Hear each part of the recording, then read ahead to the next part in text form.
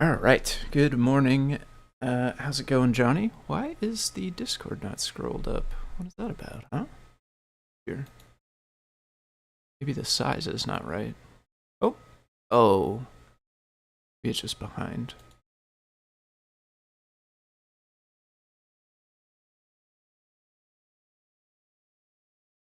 Okay. Well, yeah, I don't know what's going on with that, but it seems to be good now. Good morning to Johnny. Let's get situated here. I do need to, let's see, we need to pop out a few more of these chats real fast over on this side. Whoops, wrong browser. Far too many browsers open right now. This is out of control. Go here. I can hear myself too. Where's that from? Okay, close that.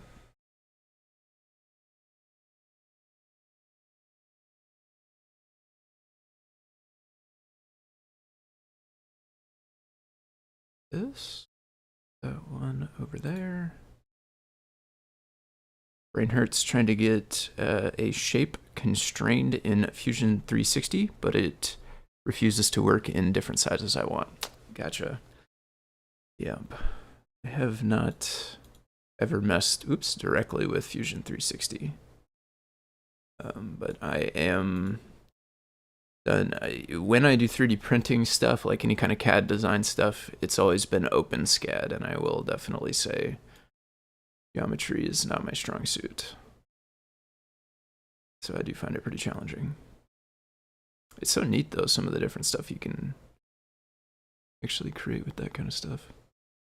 Okay, we're almost there. Sorry, I gotta get my chats to where I can see them, and then I think we're ready.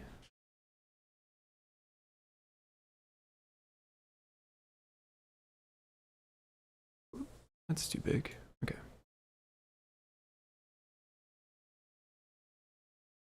As short as it goes, or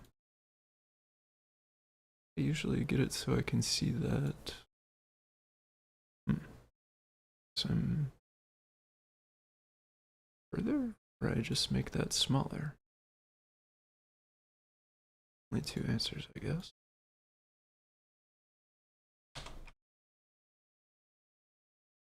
Okay. I should make like well, I don't know, AutoHotkey doesn't exist for Linux. I wonder if there must be some kind of scripting language that can set the window sizes. It'd be nice if I could set my browsers with the chat and everything to the exact same height and width every week, because I don't currently. I eyeball it, which then means I have to adjust it in OBS sometimes. Is this Adafruit OSHWA? Yes, it will be. Yeah, that's what I'm going to start with. Okay, so speaking of starting, let's get this show on the road. For folks that are new, or if you are catching this in the future or anything like that, my name is Tim. I go by FoamyGuy on GitHub and Discord. We are working, I would say broadly speaking, on CircuitPython stuff. However, this morning we are going to be starting on something that is a bit tangential from CircuitPython, which is the world of OSHWA certifications. So let me hold off on the basic. I'll explain what OSHWA is in a minute for anybody who doesn't know, but that's what we'll be starting with today. To just get us all the way the rest of the way through the intro, though. Ordinarily, we work on CircuitPython stuff. That's what I'll be getting into after I wrap up some of the OSHWA work. If you, again, are new to this and you don't know what I'm talking about and want to learn more, circuitpython.org, that's the place you can go to learn more about CircuitPython. Basically, what this is an implementation of Python that can run on tiny computers called microcontrollers. And when you run CircuitPython on these devices, you can plug them into your computer. They'll typically show up like a thumb drive. They'll have a Python code file on that thumb drive. You edit the code file and save it, and then when you save it, the device will automatically run the Python code that's inside of it. And the actual, computer, the actual chip that is the brain of these microcontroller devices, is actually interpreting the Python code. So, we're not like pre-compiling it and sending it over, although there is a compile layer as well. But it can actually interpret, plain text Python code right inside the microcontroller, which is super fun. CircuitPython.org, that's where you can go to learn more. Join us over on the Discord as well, which is linked down below. There's a CircuitPython dev channel where all the coordination for the development work occurs. There's also a help with CircuitPython channel if you happen to be using one of these 423 devices that support CircuitPython and want help with whatever project or thing that you are working on with it. You can hit that help with channel. Yes, thank you to Adafruit, who is the company that is the financial backer for CircuitPython. They're the ones paying the folks who work on CircuitPython. There's a team of folks who work on the project full-time that are paid by Adafruit to do so, and there are some folks like me paid by Adafruit to work on the project part-time. So thank you, of course, to Adafruit for doing that and making CircuitPython possible. And if you want to help support CircuitPython, one of the ways you can do that is just head over to adafruit.com, purchase hardware from them. They're a hardware and software company based out of New York. They manufacture all sorts of little electronic doodads that you can interact with microcontrollers with. They also design and manufacture the microcontrollers themselves. So all sorts of goodies that you can get yourself over there. We'll be taking a look at a few of the newer ones because where I'm starting today is submitting some certification requests for OSHWA, and we are going to be looking at the newest devices on the What's New page. Okay, with that out of the way, we can get onto OSHWA. For anybody that doesn't know OSHWA, this is, let's see, we could probably find the main website here, maybe. This is a kind of open source entity, right? Like an association that, officially recognizes and certifies open source hardware. And so the process that you would go through is like you design your own hardware, be it a microcontroller or some other, peripheral device that connects with a microcontroller or, does whatever it does. You can then submit to OSHWA to get your device certified as long as you have published the source code for it, as long as you have, the design files out there and the firmware and all the stuff that makes that device work. Then you can get that thing certified open source, which gives you a kind of ID number type thing here that you can look it up in their database with. And I presume, although I don't really know the details, so maybe I'm incorrect on this part, but I presume this gives you the rights to use the kind of like certified, official logo and ID there. Check into that, if you're interested in doing that. Don't just take my word for it. I don't actually know the details, like I said, so but that's what OSHWA is all about, and what I'm doing is submitting a couple of the newest CircuitPython devices to that. The way that we submit them is through the API. The API takes a big JSON file with a bunch of information about the device itself, as well as the entity that is open sourcing it. So in this case, the responsible party, the entity that created the device is Adafruit. Limor, there's the address for, Adafruit's business. A bunch of information about the business or the entity, the license, all this other kind of stuff. The link to documentation, kind of agreement stuff with OSHWA. The bits of this that I am most interested in, the bits of this that I'm working on today, are the bits that actually change for each device, right? Like a boatload of this stuff, all the stuff about the company, about the entity, the license, all these things. This kind of stuff is pretty much boilerplate, right? It's the same with all of the hardware.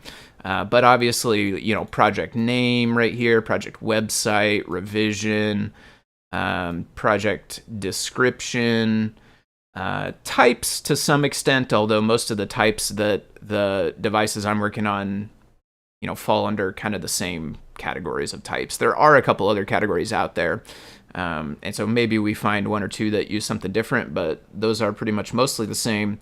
And then there is a keywords list as well, where we're putting the title of the device as well as CircuitPython. And I think that's most of everything that changes. There's documentation URL. The way that I am set up to do this, I have these files, these JSON files, which I have termed input data. These contain just the bits that change, as I called them a minute ago. These contain the stuff specific to each project, to each device that is going to get certified. So what I will do is make new ones of these, fill in the information, and then run this, create payload from JSON input. This will take one of the input data JSON files selected by this ID right here, which is actually just the name of the file. It will take one of those and it will populate it into that larger JSON payload right here, and it will save it into this payloads directory. And then once we have done that, we can use submit from payload file right here, which will take, again, one of the, this time, payload JSON files and send it with a post request up to OSHWA API. There's also a token that gets read out of another file. There's not a whole lot that goes on in this file. It's basically just load the JSON, send it with requests as a post, and in my case, I spit out the response, and I also drop it into a JSON file if we ever need to look back on it. So is the input file data just copy paste from project page, or do you need to customize? It's a little from column A and a little from column B, and you'll see the process. It does mostly come from the description, but the thing is that the description on the Adafruit store does not really have, well, two things about it. It does not really have a length limit. It can be quite long sometimes. And OSHWA is supposed to be around, I want to say I was told 500 characters. I'll have to double check on the length, but I was told it wasn't a hard cap limit either, just kind of keep it around that. So there are cases where, there's just too much in the description, so some of it needs to get cut out. The other thing about it is the description that is written here is very much, copywritten to an audience who is looking at a store page, right? It's very much written with that voice, so, talking to the person who is on the store page, potentially looking to buy this product, whereas the audience, the copy that is put into OSHWA is more kind of like meat and potatoes about the device, right? What is it? What does it do? That's it, pretty much. Not as much of the sort of prose. Back in my day, we used to have the, like this is compelling sort of stuff for the product page because it's drawing a relation and it's drawing upon nostalgia with the reader. But for the OSHWA page, it's not really about that as much, right? It's more about, it's what is this? I don't even know, some kind of RS 230. I don't know what this thing is. Joystick serial. Anyway, though, we'll take the chunk of this that is condensed down to just about the hardware, and that will be the part that we end up submitting for the description. And the one I'm going to start with is actually in a slightly different boat from most of the rest.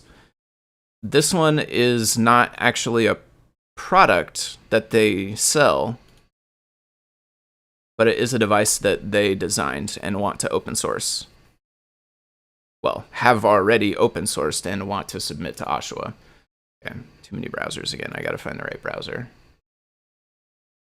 Okay, there's actually only two. I just guessed wrong. So I'm gonna start with this one, which is actually a bit of an odd one out because, like I said, it's not actually a product on the page. You cannot buy this on Adafruit.com, but it is Adafruit designed hardware, designed and manufactured, and they want to open source it. So this one will be a bit different from the rest, but then we'll get into the more normal ones. So for title, I think we're just going to take the title of the top of the README. I'll make a new input data, and I've been putting the PIDs here. Obviously, we don't have a PID, so I think what I'm going to do is call it kind of like a condensed version of its name, pretty much. RP2040 tester brain. I think that's what we're going to do. RP2040 tester brain. I just ganked over my copy of the title because afterwards I copied the file, so we need to go back and grab that. We don't have a product page this time, so we're going to link to the GitHub as the project website as well as the documentation. presume there's no like read the docs or anything. No, this so my understanding, and there's a couple I think of these videos you can watch on DisplayIO if you're interested in this device. But my understanding is this device is used to test the hardware that they manufacture before it leaves the factory. So they could hook up some other hardware to the test rig over here, and then this thing will run a series of, check all the different pins to make sure they work, and do whatever other tests they have, and print out a result here of passed or failed. Looks like it has an SD card, so I assume it can hold some advanced configurations and stuff like that for being able to test different devices. It's got a nice LCD built in. What's the ribbon cable there? 18-pin program for FPC cable. I don't know what an FPC cable is, but we got some kind of hookup there. Maybe a stemma. Hey, what is up with this? What is up with this Pico? Do Picos? They don't normally have that stemma down there, do they?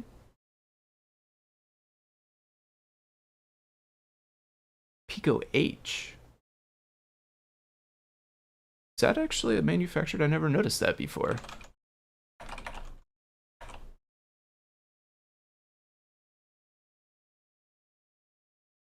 No. Pico H.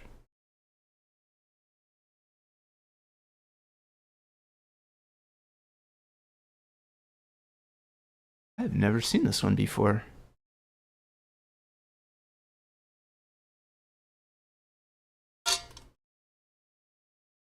Or is it the same one, but it just has this soldered? Is that, I guess that can be soldered down at the end there, but it just isn't by default. Is the oh, that was from before. Debug connector, 3-pin, not 4. Oh, okay. Debug only. Okay, 3. So it's not stemma at all.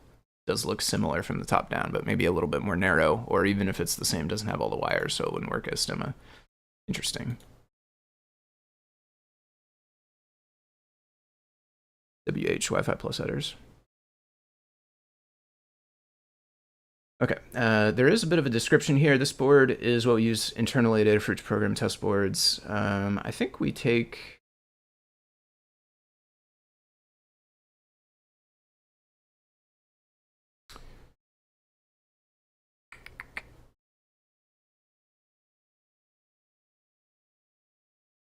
I think we probably just keep it short and sweet with the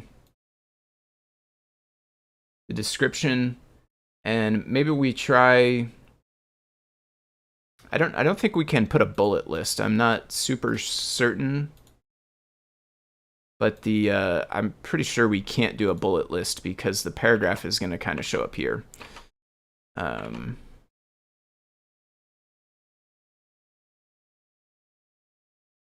So we could maybe grab a couple of the details about what's on it. The 2040 RP2040 Pico, the 16:2 LCD, Serial 1 hardware UART has RX EX pin switch to flip directions. Oh. Like flip them around backwards? That's interesting.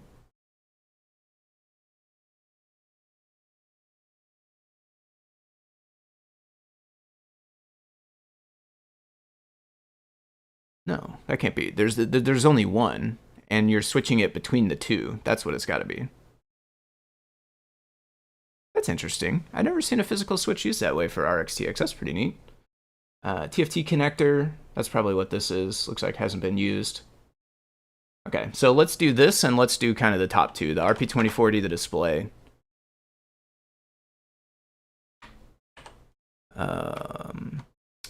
This is one situation. Well, I mean, we could still, it still applies, I guess. So ordinarily, this link would go to adafruit.com, and then we have this sentence at the end here, which tells you to click project website, which is what gets linked on the page over here.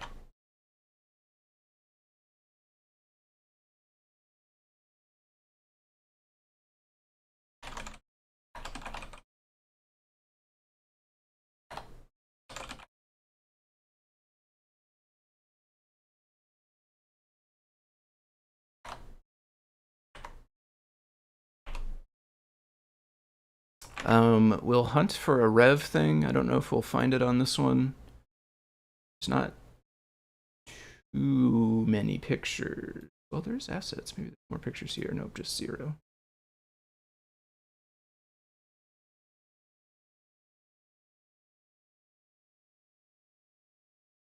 So the rev is kind of a little bit of an I Spy game. You can usually find the rev in a little circle on the hardware. But we don't actually have the full kind of photos of top and bottom in this case. Probably we could look in the schematics. I assume the schematics somewhere also contain the... Oh, Rev A, it says right there. Nice, okay. I assume there's like silkscreen file in there somewhere, but I don't know very much about schematics. Let's make sure the license is the same. Creative Commons, I think is what this said, and then software was MIT. I think we'll all be the same, these payloads here. Most of these we won't really need to check all of this stuff because it's definitely going to all be the same, but... Well, there's really no software on this one, I guess. Just schematics, yeah.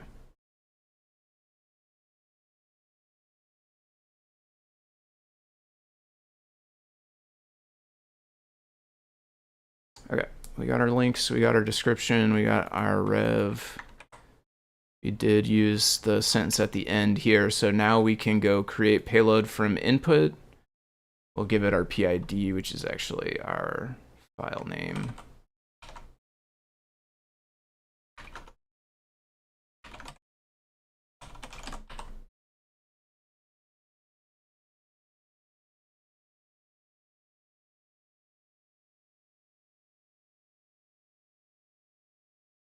Spelled it wrong, probably.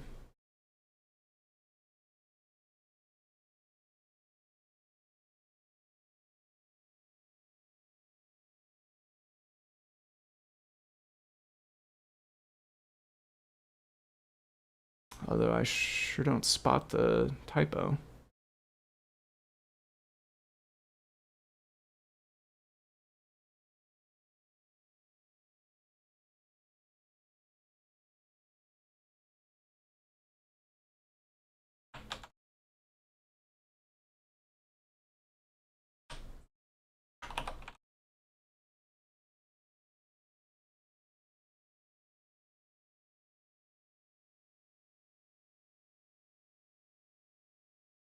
That's weird.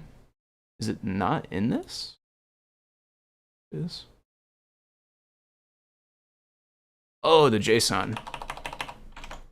.json, yeah, see, JSON. I'm not actually looking at the output here. When in doubt, read the error message. Okay. Now we will have payloads for this one, RP2040. Gets compacted by default, but we can open it like that. First to me, I said like that, but you might not know what I did. I pressed Control-Alt-L is what it happens to be in PyCharm to format code, and formatting code happens to make the JSON like this. It doesn't necessarily... This one is kind of the odd one out. Doesn't necessarily maybe have CircuitPython? Not entirely sure. Maybe we'll just leave that. I don't know if the RP2040 runs CircuitPython or not.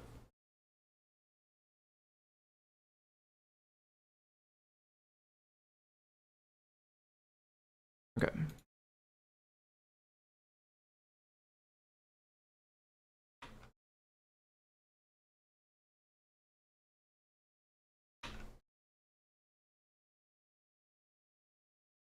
Let me double check additional types. I mean, I don't think there's like a tester category or anything. Manufacturing, actually.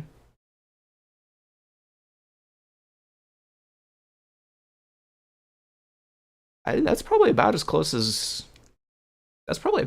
we could get, would be manufacturing, truthfully. I think that's even more specific in this case. Maybe tool?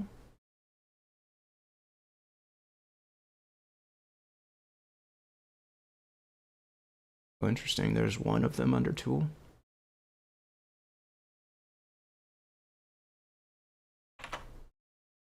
do add tool, type.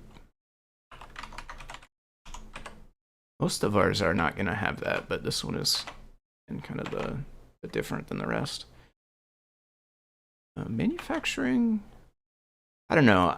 It's splitting hairs, I guess, but it's like post-manufacture. It's just like once you manufacture, then you want to quality check it. So is that part of the manufacturing process, or is that after? I'm not sure. Last line about programming support. Oh, on the last line about programming support.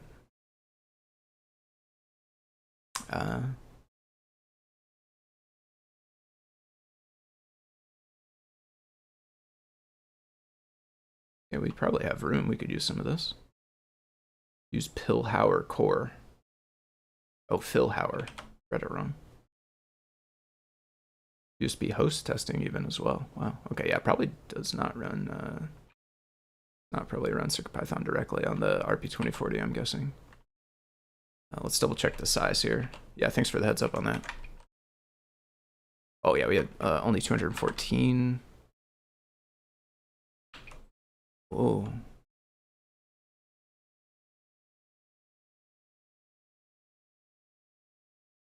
Okay, I should, let me change that in the input data. It doesn't matter. Once I submit the payload, I'm probably not going to ever use the input data again, but just in case, for whatever reason, if we do go back to the input data, I want to make sure that it's actually reflective of what's there. And then tool is not in this, but maybe at some point I'll break out the categories into here as well. I don't know.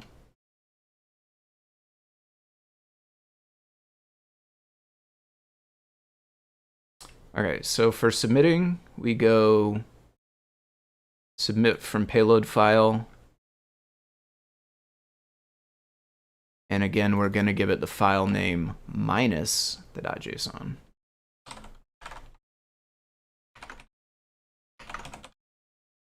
And the payload.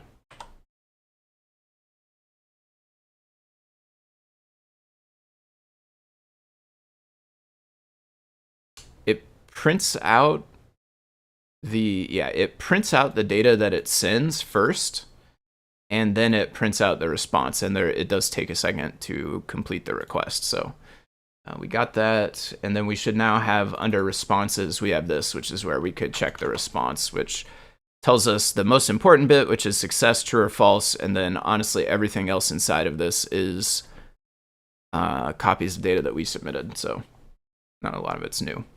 Okay. For the next ones, we're going to get back to the product page, specifically the new product page. And what I want to do is actually save this page because I have a script that parses it and grabs the PIDs. What order is this in?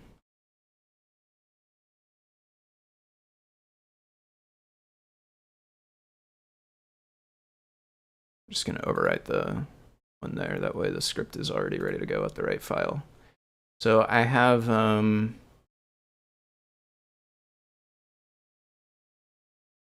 think it's actually this. It says download in the name, but it's actually opening a local file. Why don't we change that?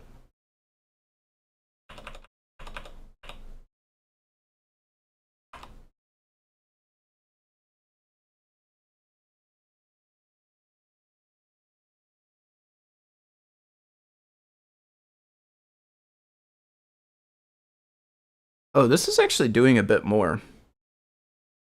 I'm going to make a copy of this. I see. That should have been. That is actually download, because what this is doing is parsing the HTML, finding the product IDs, and then downloading the product data file from the Adafruit store API. Which at some point I think we'll use to automate the part that is, well, to try to automate some more of the part that is creating this. However, it's going to need to have some kind of manual intervention, I think, in order to cut the description down, but we could automate the rest of it instead of copy pasting at some point. For now, though, I don't think we really need to download them. I think I'm going to go copy paste on these ones again. I do need to find out which ones we need to do. In order to do that, I'm actually going to copy this, and I'm going to say, we're going to say this is called parse new products find undone. It will open this. It will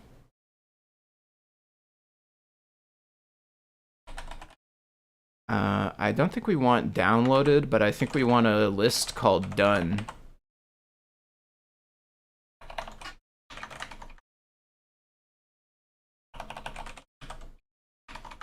We're going to read that.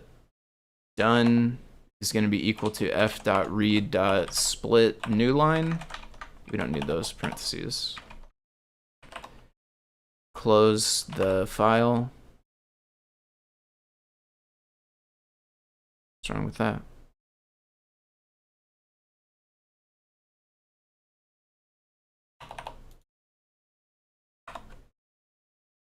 Okay. Now we want to loop over all these things here. We want to get the product ID. We don't want to download anything. We want to check if the product ID is already in the done list or not, and if it's not, then we want to print it.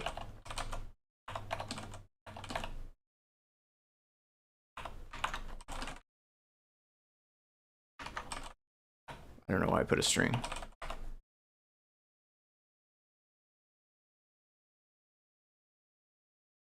I have this is the done list. Oops. Actually, I probably need to add a few more things to the done list as well.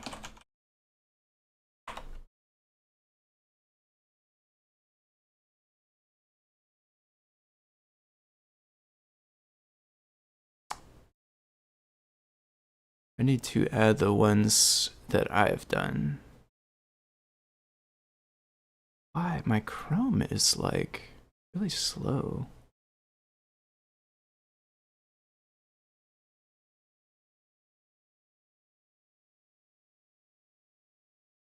Okay, I did these 4, and then there's going to be another, I think, 5.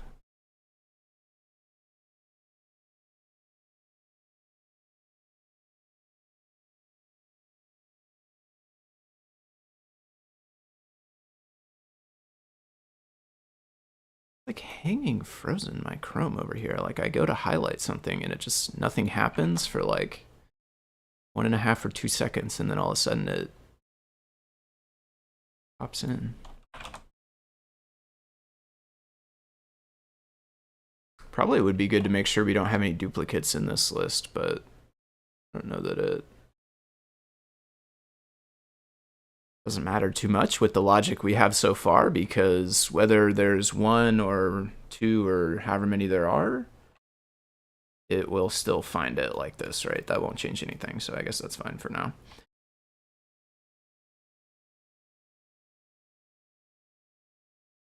Yeah, I think pretty much all we need here.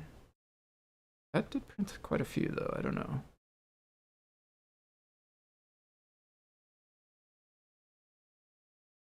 Let's do a little bit more of this.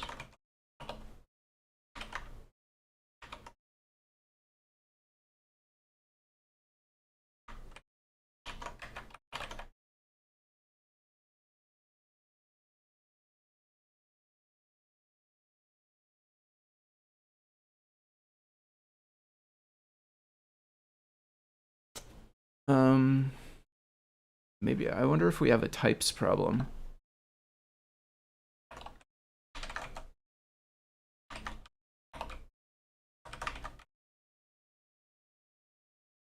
Maybe we have product IDs as numbers. I mean, that should be a string, I think. Maybe there are just that many. There are some duplicates, actually. There are actually quite a lot of duplicates.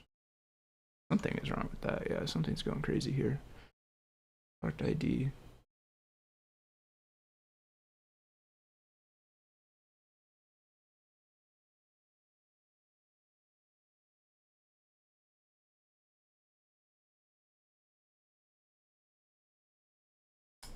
Okay, let's make another list for not done as well. And we will make sure to keep that one unique.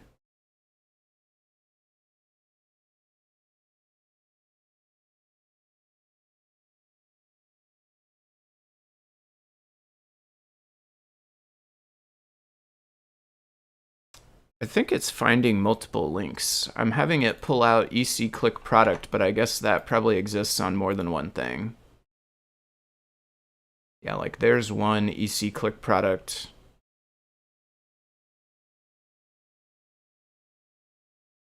That's also EC click product over here on the thumbnail, so that's fine though. Let's make a not done.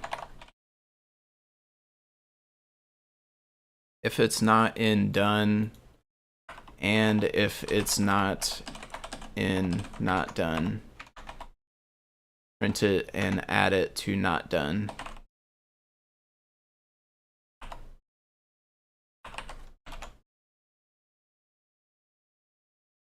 Those are strings.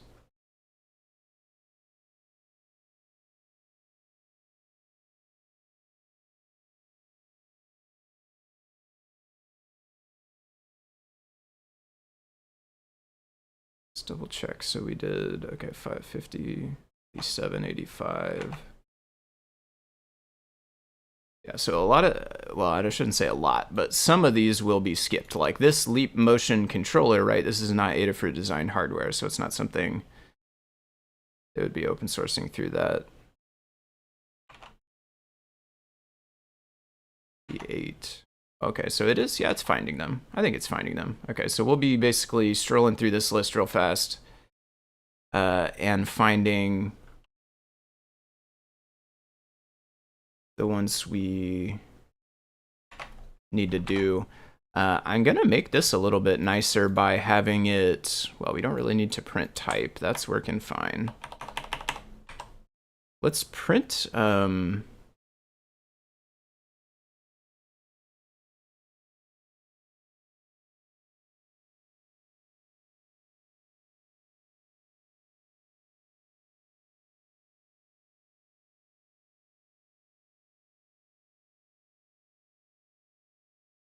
print the whole link.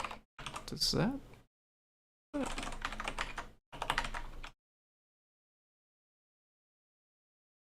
Yeah, so part of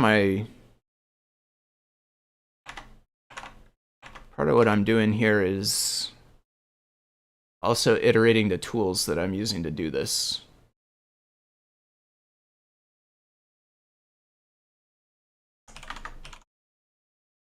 Okay. So is it just it would just be adafruit.com then, right?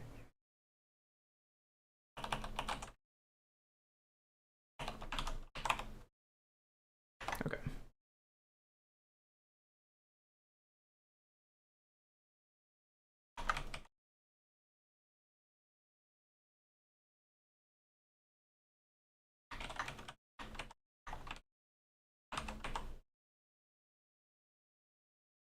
Oh, that's just not quite right.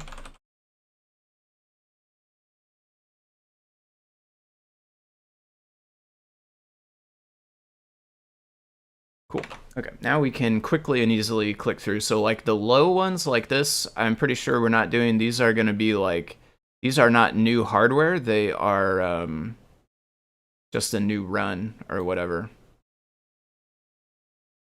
So these are probably in there already. And I believe I actually already looked at those two. If I recall correctly, I'll double check what I... Yeah, 1270 and 1269 I skipped. Because they're revisions of older ones that are already in. Maybe we should, you know what would be nice maybe is if we could have like exclusions. That'd be nice. Let's do that. Okay, exclusions. That's going to be a list. Love the tagline stuck in my memory for Beautiful Soup. I think it's an Alice in Wonderland reference. We called them tortoise because he taught us. Nice. Yeah, Beautiful Soup is such a helpful thing when you are pulling out of HTML. I cannot imagine trying to actually meaningfully pull data out of HTML without something like that. I don't want to imagine. I'm gonna put product IDs in here. Make a bunch of empty ones first. Oh, that's probably gonna mess me. I'll delete them later, it doesn't matter. Those we know we're skipping. The leap motion we know we're skipping. 5, 7, 5, 8. Let's just take a super quick stroll through the rest of these here and see if there's anything else that's a definite skip. Already got those. Pico. This is not Adafruit manufactured, obviously. 5584. No, 5544.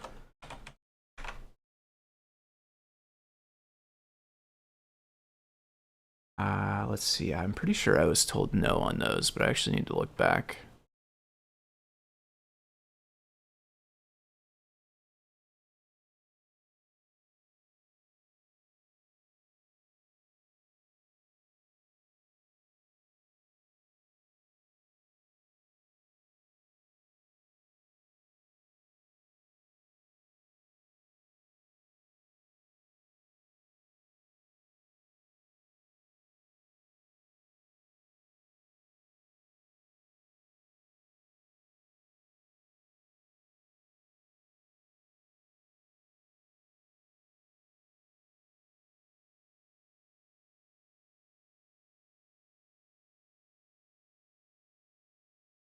Let me look in another place.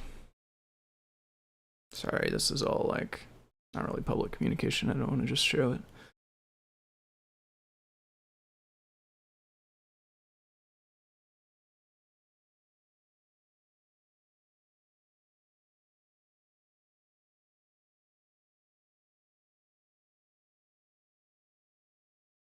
Yeah.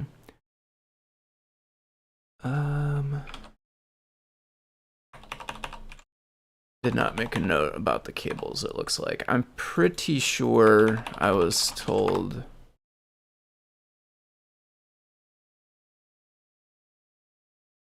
Pretty sure I was told no on the cable. I'll have to double check though. So for now, I'll put it in the exclusions. There's going to be quite a few. I think the ones we're aiming for are like PCBs, right? Like, I don't know that a cable, there's no schematic or open source stuff to it really, right? It's just a couple of connectors and the wires. I don't know how it works really, but for now we will throw those in the exclude. 5765. Might be nice to have like reasons for some of these things.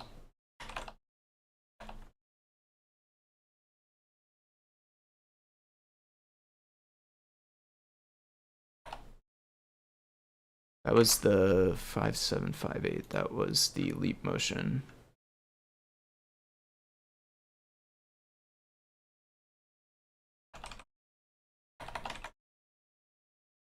That's third party also, Pico.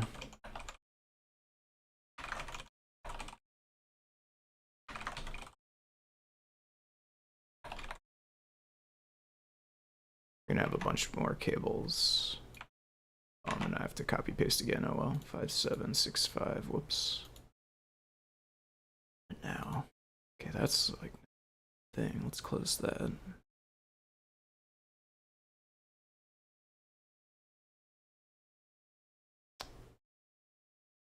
How's it going, Dave Odessa? I had accidentally covered up the YouTube chat, and so I actually don't know how long ago you said that. There's no timestamps. My apologies if I missed it for a while. Okay, yep, wrong browser again still. Okay.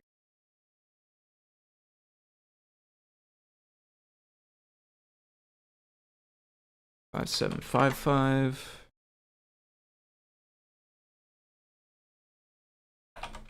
Ooh. I'll go back and copy the cables here in a minute. 5754.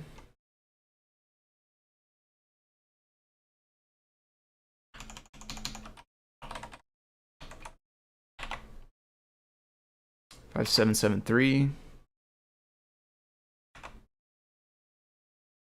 both, I think this is cable and third party. I don't think this is manufactured by Adafruit. Not positive, but I was told no on this one as well. I'm pretty sure this is a third party thing.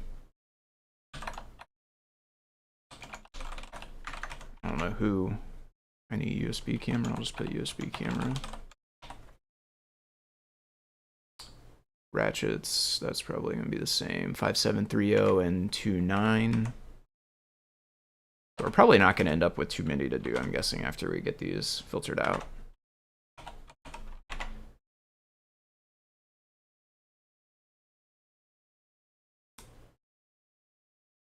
The flexible strip I'm not sure about. I'll have to ask on that one. 5739.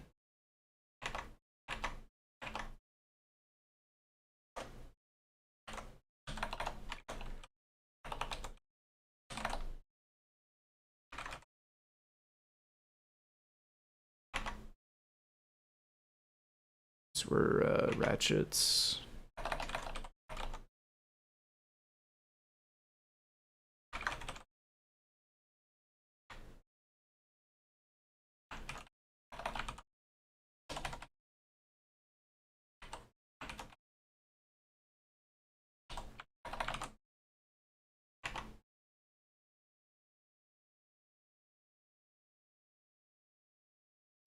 I don't know about the noodle things.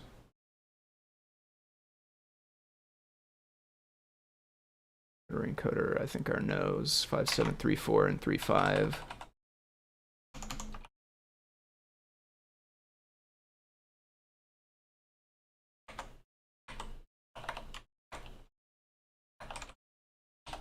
Just arrived. Nice.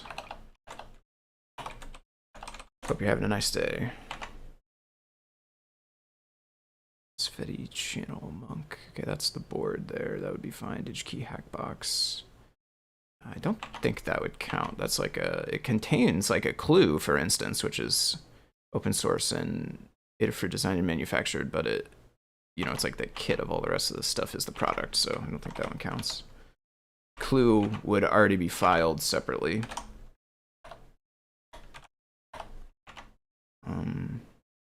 I'll just say box for that one. I think you're allowed to leave that there. I'm just going to do it.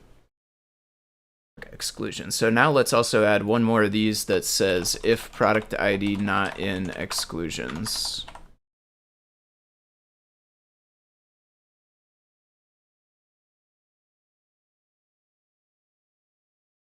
There we go. A much shorter list now. Okay.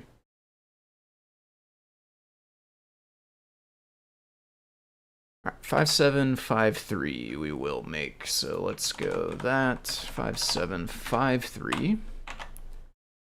That is a PC joystick I2C adapter.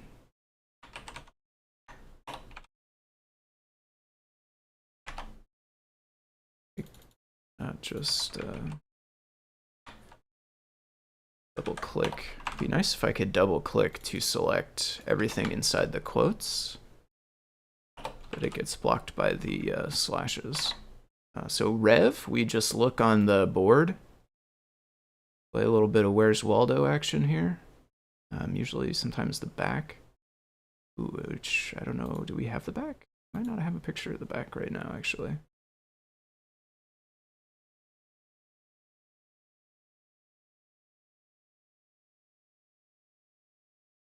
Usually they do show both.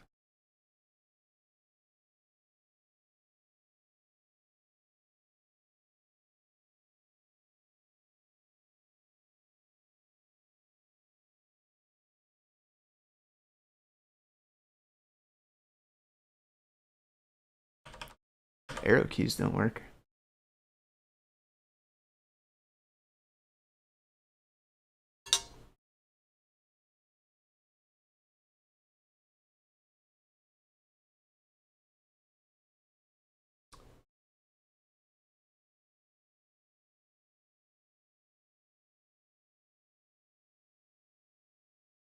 And it does not have a guide. published yet, it looks like.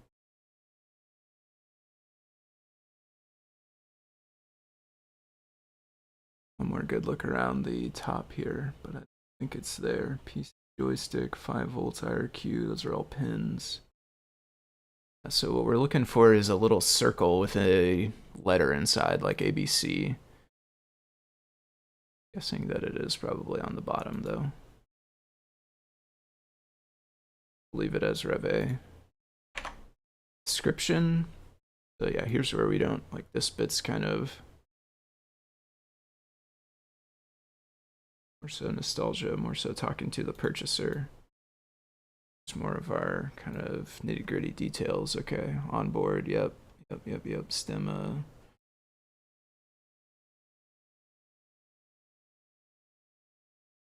If we can fit all of that, that'd be perfect. We do need to put 2 sentences at the end on this one. One for... that's 507. Okay, so we'll need to cut it down a little bit. I wish there was a hotkey for soft wrap. Can I like hotkey that somehow?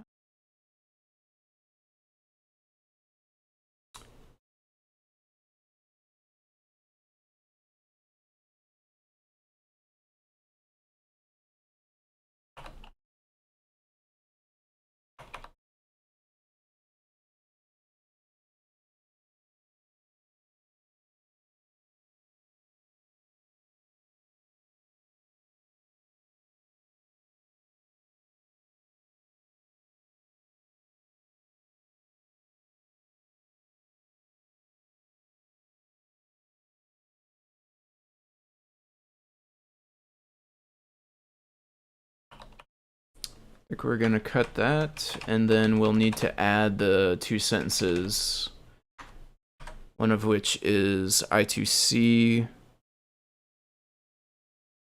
because this device is heavily featuring the stemma port. This board uses 4-pin SparkFun Quick compatible called stemma. UT allows it to communicate with no soldering over I2C, and then we also want the quick link. Let's see where that puts us. Ooh, we're still over by quite a bit, actually, 554.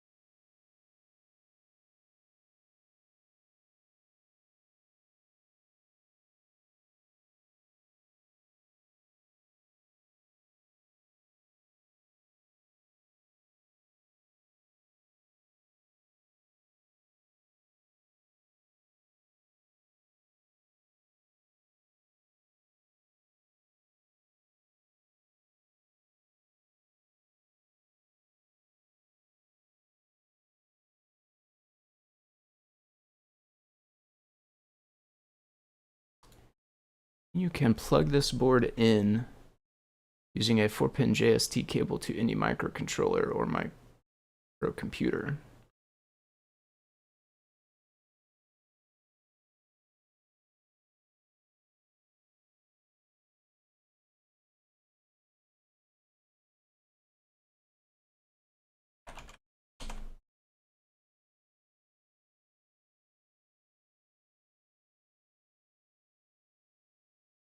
$518, quite a little bit over.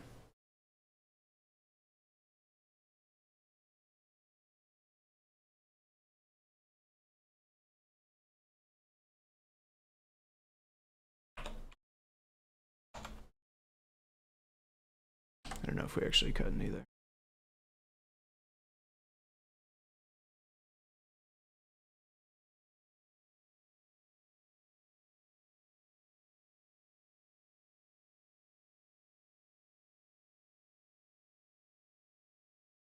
Okay.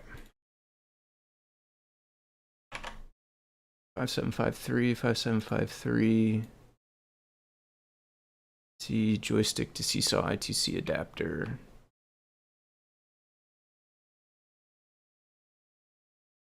We are gonna make the payload 753.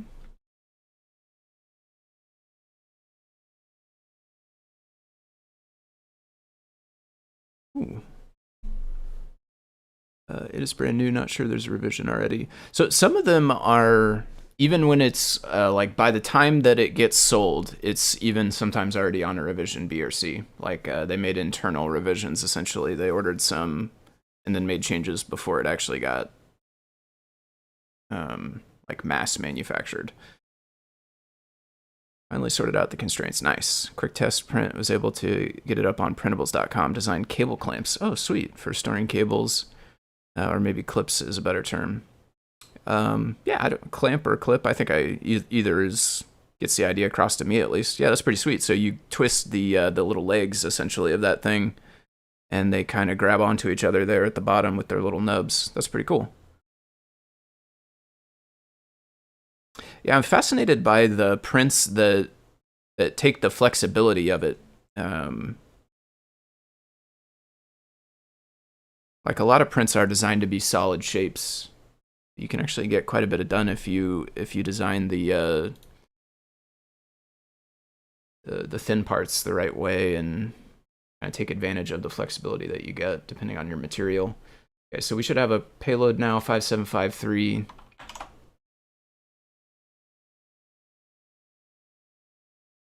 We'll double check types. Is there like a gaming or anything? I don't think so. No. I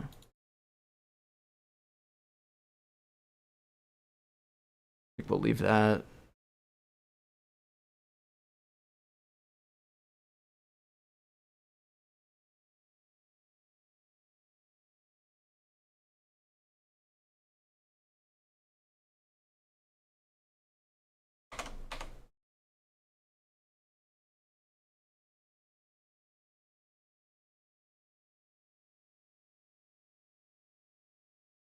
R.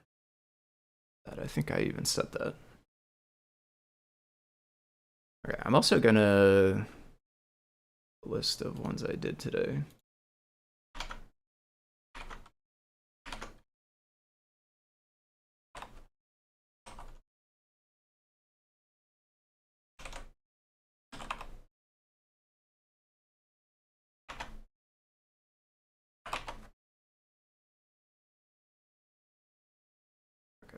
And unfortunately, I do not just have the printout of that thing still.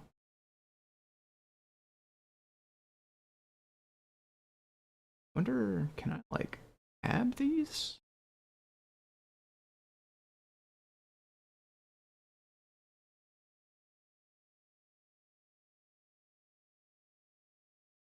Every time I run it, like these are tabs here, but I don't know how to add them. It just takes over the one we're in every time.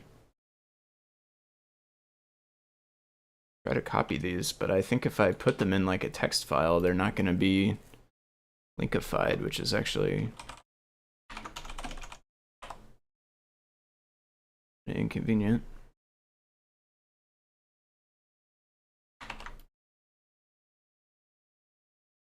Doesn't even know it's a URL, so I can't open it from browser there. I mean, I could copy paste, I guess, but clicking is pretty convenient. Metro RP2040. Yeah, I'm also going to double check on this one.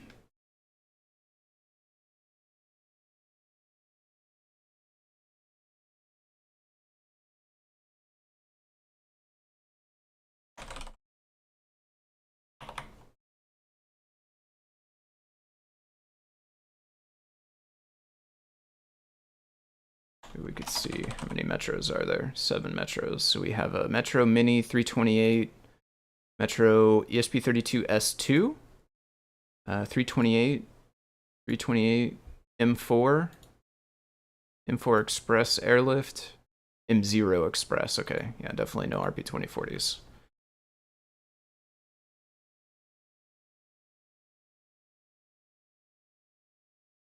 That is 5786.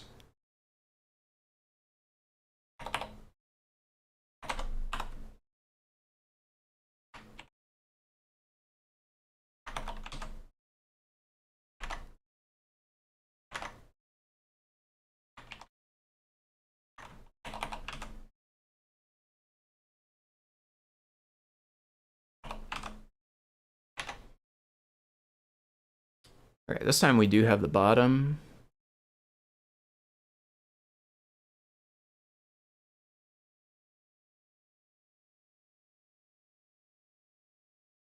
Rev A, right there below the RP2040.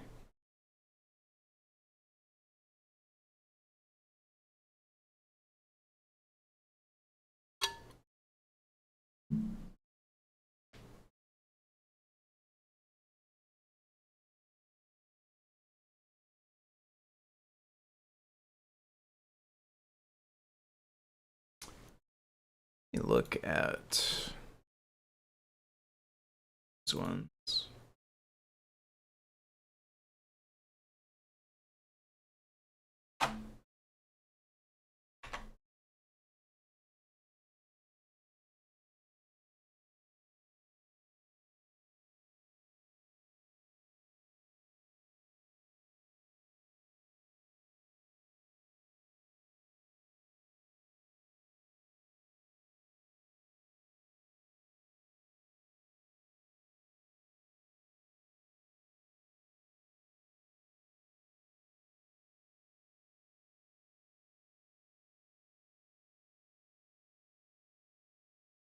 I think I am actually going to take this one, even though it is a little bit kind of flowery language. But it does say the chip, the CPU, and the RAM all in the one paragraph, so...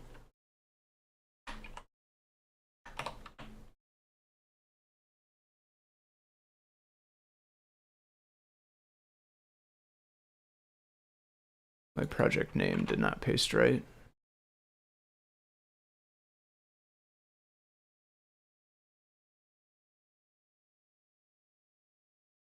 Yeah, some of this stuff eventually I'll be pulling out of the store API, which will cut down the copy pasting some, like the title, the link. I don't know if the rev is in there. If it is, that'd be kind of nice, but I'm not sure.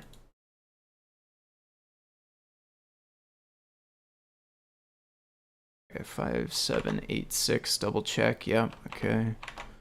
Heard some recent ideas using second core for display. I saw a little bit of talk about that. Is there any vision how this would work? Do we need some concepts around animation of shapes that could set up their trajectory and timing in CircuitPython, but the core C would handle all the animation?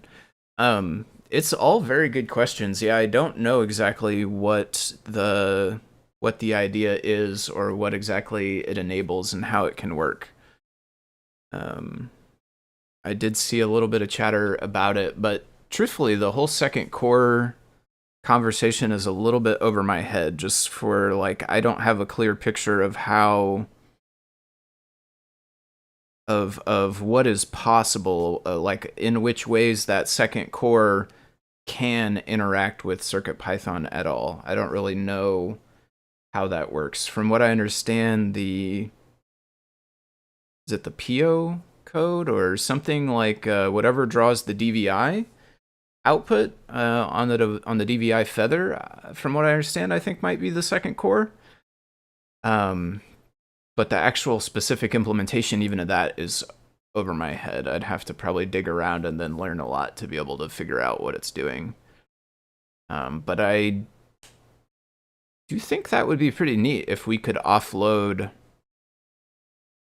like, the thing that would, and again, like, my I don't know what I don't know, so I don't know if this makes any sense whatsoever at all, but just trying to think about it in layman's terms, one of the things that would be neat to me is if the render time, the time that it's actually updating pixels, if that could be done on a secondary processor so that you could also be, you know, fetching data, for instance, from the internet, or processing data, or, you know, pulling peripherals like buttons and switches and things. If you could be doing those things while, like literally while the pixels of the screen are being updated, that would be kind of cool.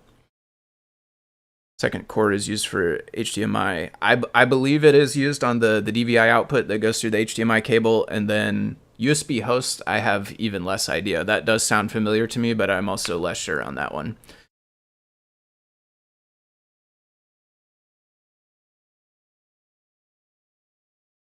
I know that DisplayIO core code has a lot of checking for dirty rectangles and then updating. Yeah, almost all of the components that can be like drawn will have a dirty check inside of it to see which areas need to be updated. What did we end up with on this? Oh, I need the sentence as well. Okay, 388, we got plenty. This one, so this one has a stemma, but, oh, yeah, okay, it has a stemma, but it's not kind of the primary feature. So my understanding is it's not supposed to get the stemma sentence. That one is, from my understanding, more so like the peripherals, right? The stuff that's plugging in the sensors and things. The joystick is what the last one was. Joystick breakout. Click the link labeled. Okay, let's do that. 5786. I really wish I could keep this pin tab. What if I pin it? Really, we get to keep it if it's pinned, right?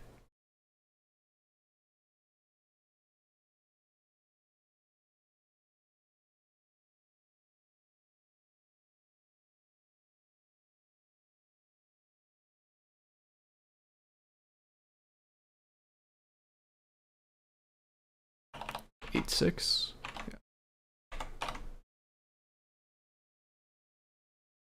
Alt R. Nice. Okay, so now we should have payload for that, and then we can go submit. I'm going to double check the payload. Still have not done that many of these, so I'm not quite comfortable. Just blowing straight through it. I want to double check my sentence here. 786 Metro RP 2040 5786. Okay, looking good. So let's save. It doesn't matter if we submit the prettified version or the compacted one, really. 5783, no, 86 actually. We can alter that one.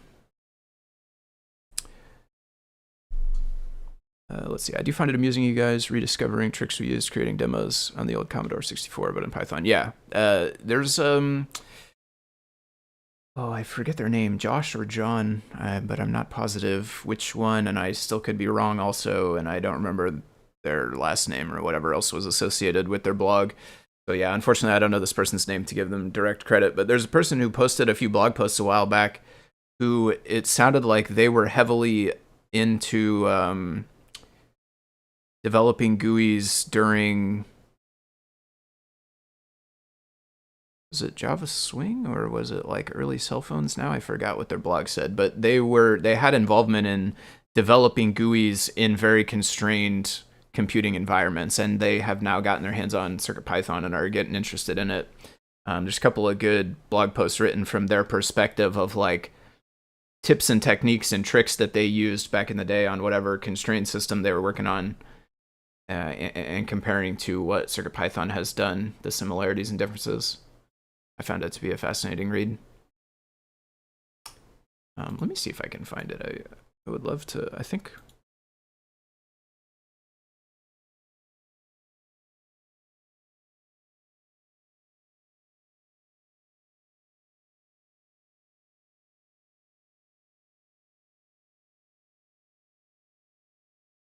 I thought I kept one open.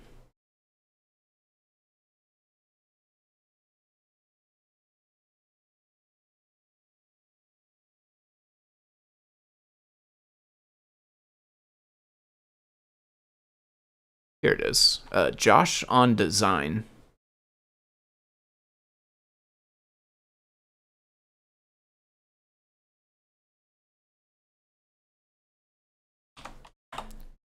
Yeah, Josh on Design. This person popped up in the Discord maybe a couple of weeks back, month or so ago, tops, I think. and dropped links to a couple of their blogs. So if you scroll through the blogs, there's like just the first one was performance limitations of DisplayIO, where they're talking about some different challenges they were facing trying to do animations and stuff, I believe it was. Fonts and icons in CircuitPython. I've not read the CSS one, but I will actually probably go back and read that because I do find this person's post pretty interesting. And then the newest one is about the CircuitPython watch they're building. Yeah, super fascinating stuff.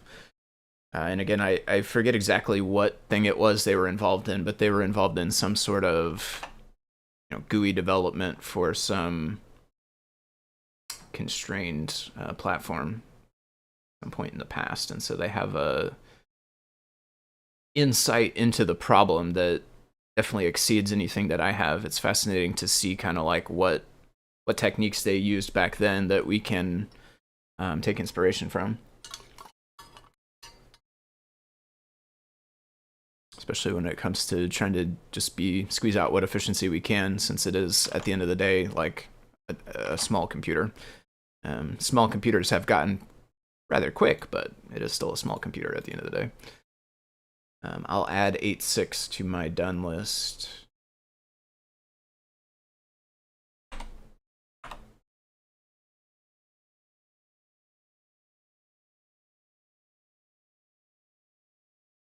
Metro ESP32S3.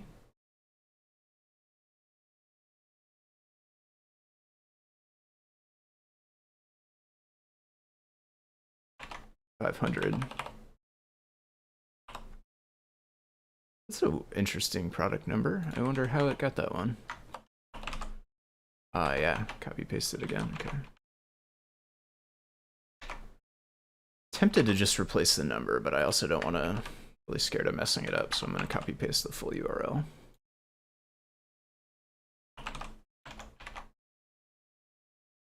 I would love a. Is there? Let's take a very brief rabbit hole here. PyCharm, hotkey, wrap. What do they call it? Soft wrap? Word wrap.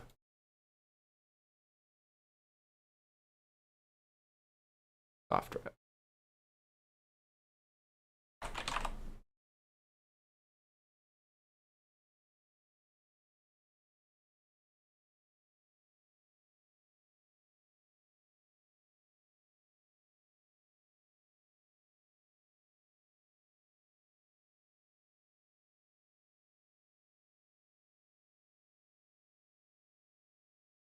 What is star shift shift?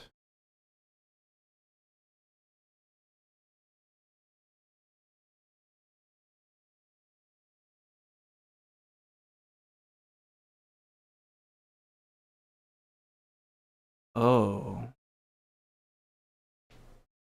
Oh, that's weird.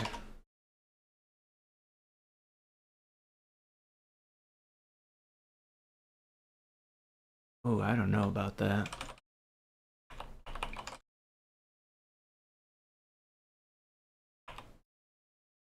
Huh. Okay, that is interesting. I never knew you could search for, like, settings in that thing. I thought that was for searching for files. That is interesting.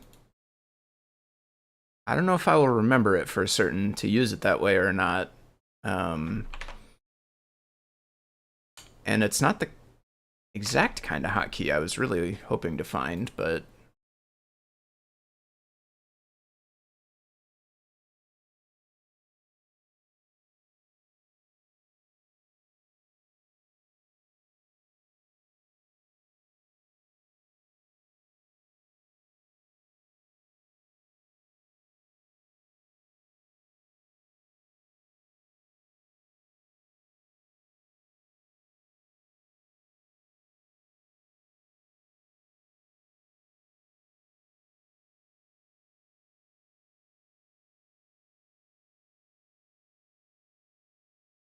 I'm gonna see what our length is on these. I don't actually have the stats, which I do like to get, but they do kind of tell you what it is, which is nice. I want to make sure that it mentions Metro. That's the kind of part, like, I would be inclined to do maybe one of these. And I guess this one does say Metro, but like Metro shaped, I feel like actually adds quite a lot to the description here to tell you what this device is. Because like the whole point of this is that it's the Uno form factor, right? Like, I mean, not the whole point, but I mean, that's the point of the form factor. Like it's mimicking that well-established form factor.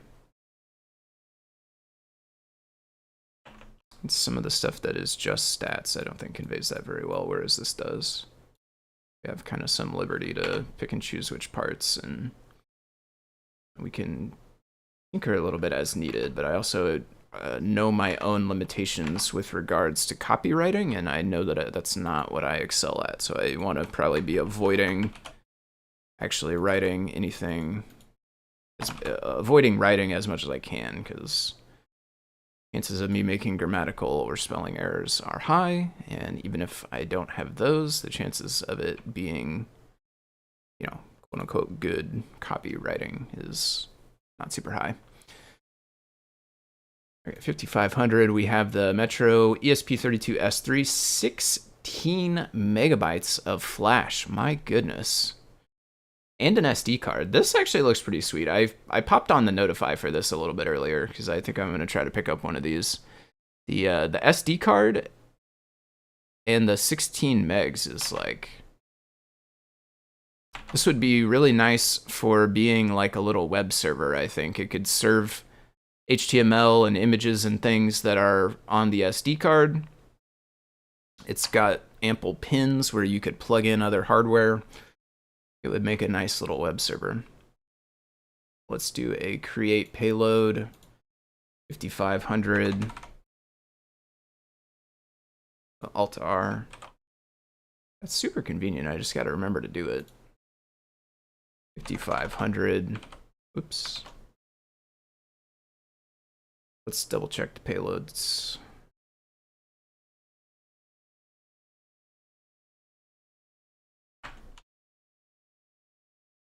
Oh, you know what? I did not put the, oh, I did. Nice.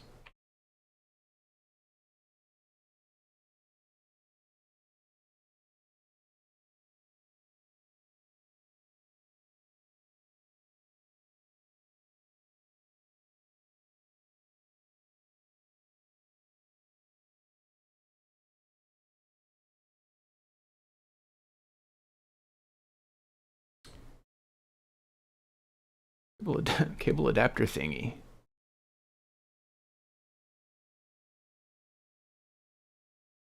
Rev A, camera and display. Cable adapter for Raspberry Pi. 5785.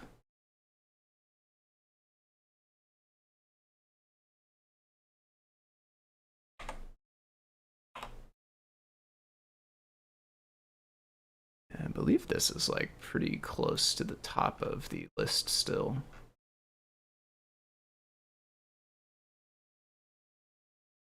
Yeah.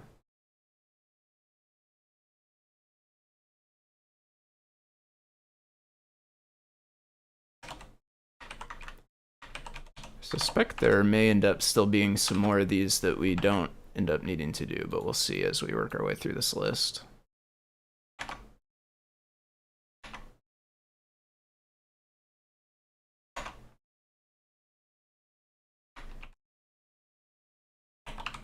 One was Rev A. Whoops.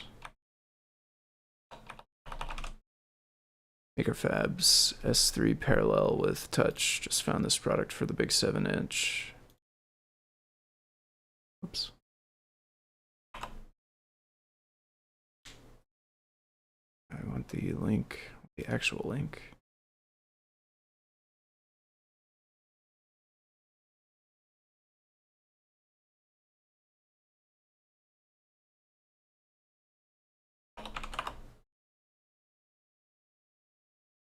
Still went through Discord, which is weird. I hijacked that link. Maybe it was like from the prior page. That's the 7-inch. So you just found this product, big 7-inch screen with the ESP32S3. Nice.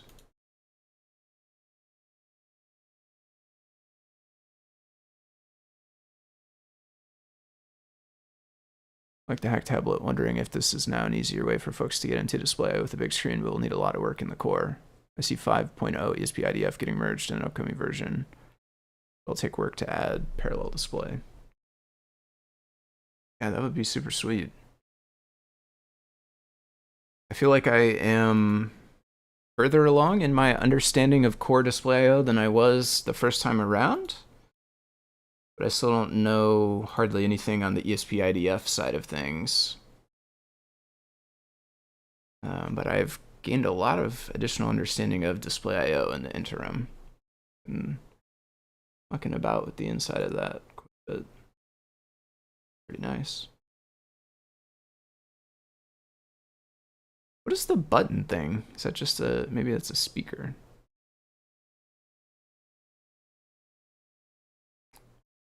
Kind of, yeah, it is the speaker, okay. It's kind of interesting they just have that one little thing running off.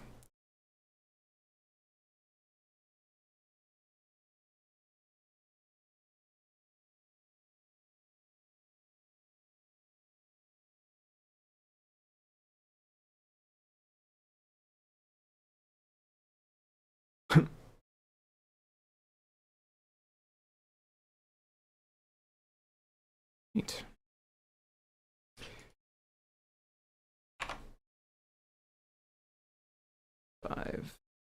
So, okay. Yeah, I don't know the timing of the ESP. Is that maybe they're shooting for 9.0? Would be kind of my guess off the top of my head, but I have not actually seen much discussion around the IDF. I can recall. Every time someone posts and says they want to adopt.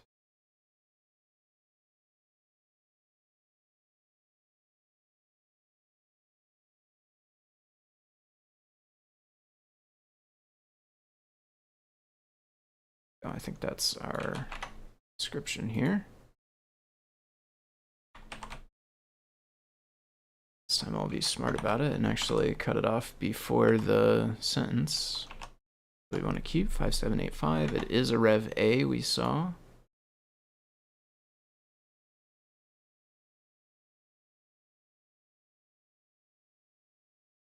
And I'm gonna go with thingy. I mean, it says thingy here.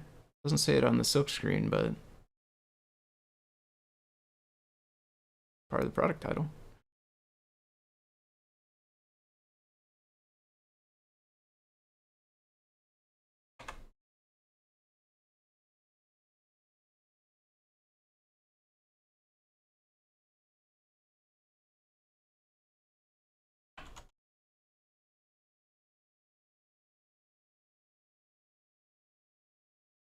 Okay, 5785, description has the click thing. This one's not stemma. It's not going to get the stemma specific sentence. 5785.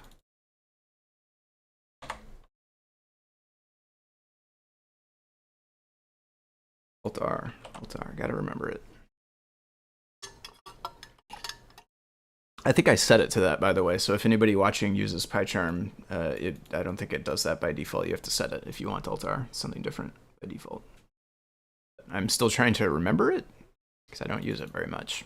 And it is very convenient when I do use it, so I'm trying to, like, get it hammered in my head and use it. 303. So this one we jumped down to the 5.3 EME.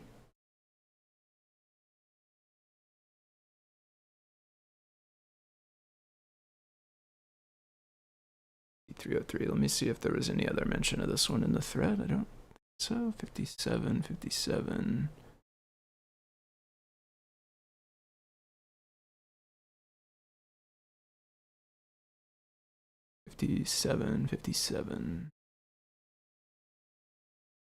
No.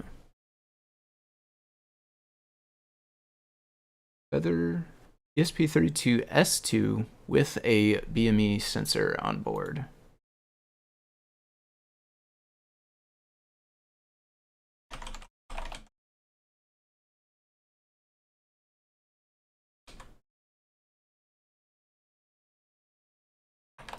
Recently did S3.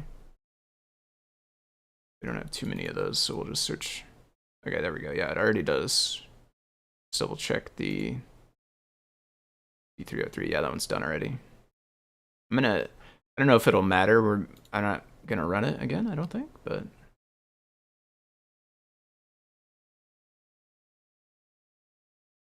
I don't really want all of that.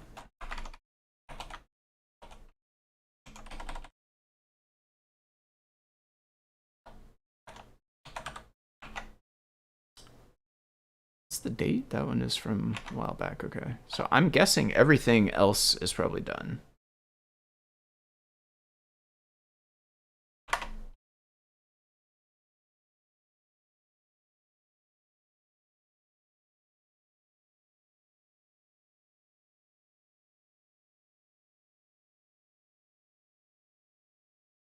Okay, flexible lights, but I'm not sure about.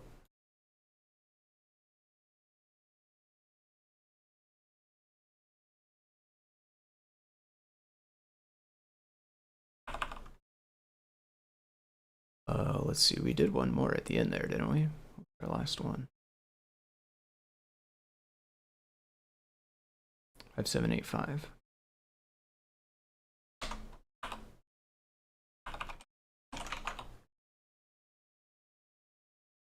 Six, 8, 7.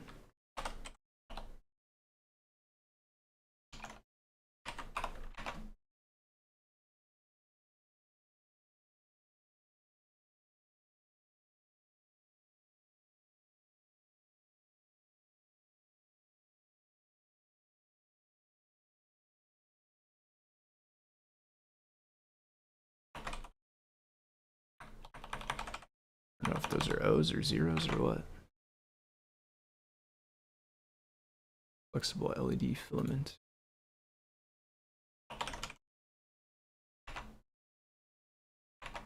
Guessing that's a couple of these. 5, 7, 3, 1. We have 3, 2 also.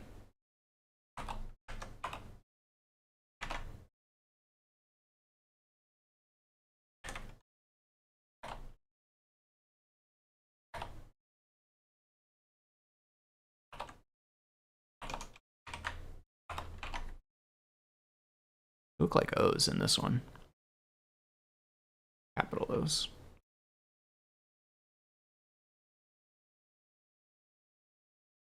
That looks legit. I spy. Oh, I did this one though. I spy BFF. Sure, this one might actually be done.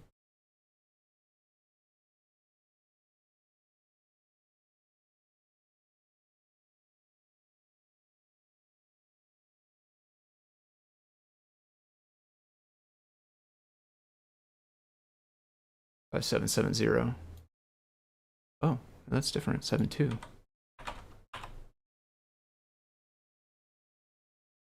I2S amplifier BFF. Oh, okay, yeah, no, that's different. I spy BFF. Nice.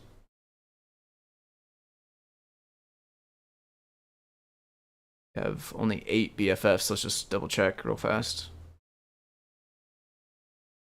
NeoPixel grid, that's not it. Audio. I2S amplifier. NeoPixel add-on. LiPoly charger, micro SD. NeoKey. NeoPixel driver add-on. 5772. Oops.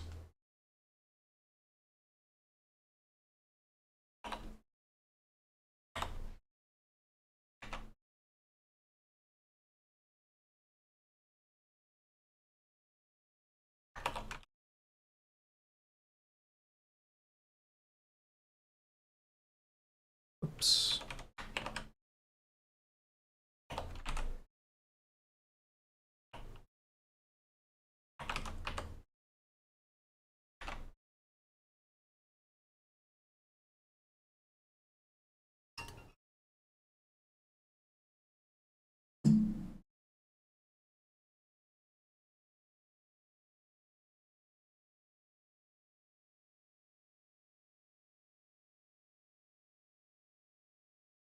sure if we will have enough room for all of this.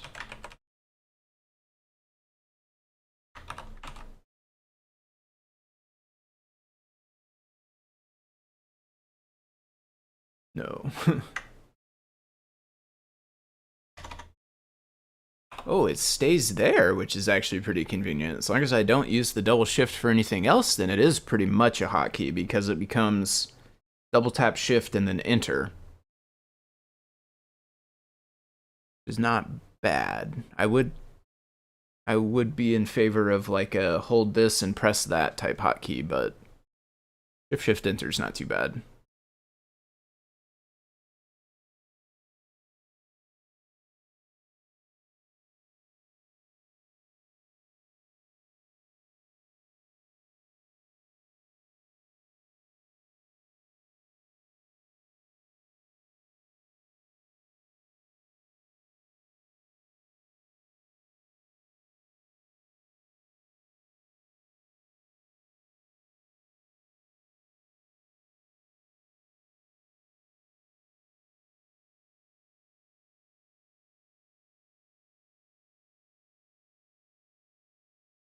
Did I miss it? I got my coffee this morning. Missed a bunch of. Have not touched DisplayIO yet. No, we've been OSHWA. We've been doing certifications so far, only. I think we are nearing the end of the ones that will need to be done, and we'll get to some DisplayIO stuff after that. Got a couple of. I got a PR to look into, and then a. I want to try to get outlined label submitted if I can, although I don't know how much time I'll have for today, but we'll see how it goes on the first bit. None of these sentences are super duper great, I don't think, but we'll choose one that kind of fits the best for what we need. I think we go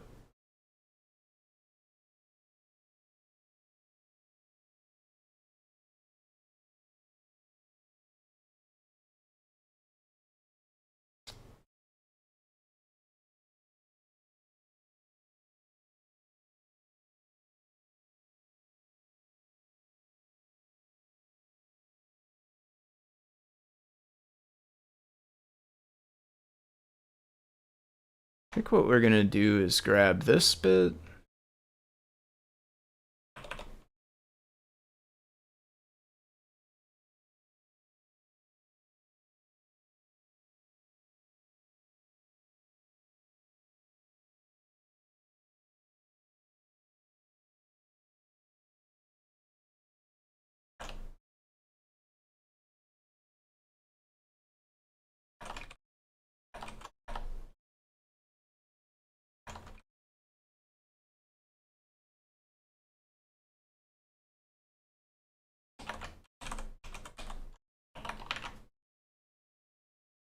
FPC.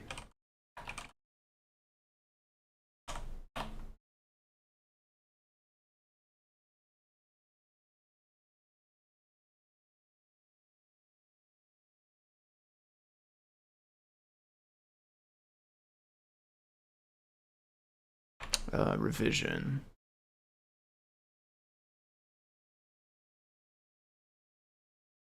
C. So like this is a good example of one where it's on Rev C, even though like Revs A and B were not made available in the store, I don't think.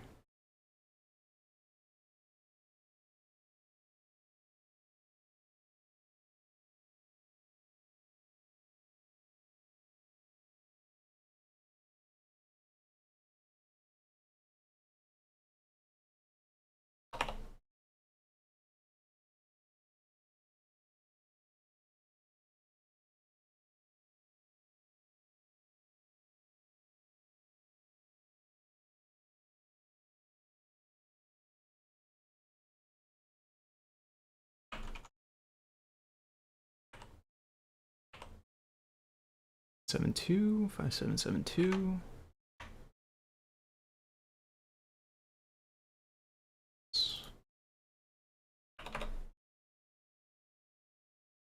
Gotta go to the store. Hopefully I'll catch the end when I get back. If not, have a great weekend. Yep, take it easy, DJ Devin. Submit. Or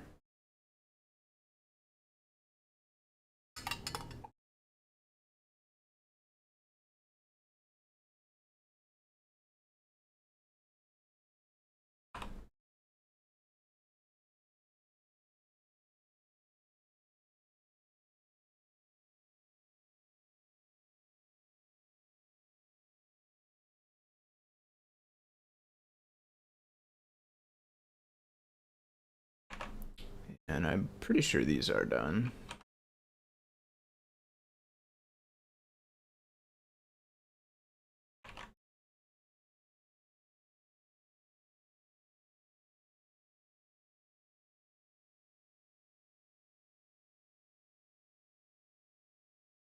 This one is actually slightly different. This one is 10 by 5, which is not in there yet. 2 by 10, 5 by 5, 10 by 10. So this one's 5 by 10. So I will go ahead and do that. We can grab basically most of the same stuff from one of the other ones, though. Pick the 5 by 5 one, for instance. That is 5779. 9, and we're doing 7.4. Copy that. So, oops, I don't. Do we? No, I don't want to do the whole payload. Let's do input data. Let's keep the whole chain going here. It's tempting to skip, but.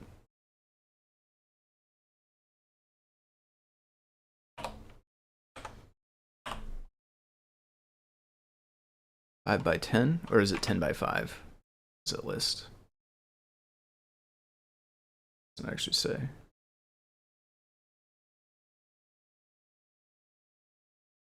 And by 5 is what it shows in here.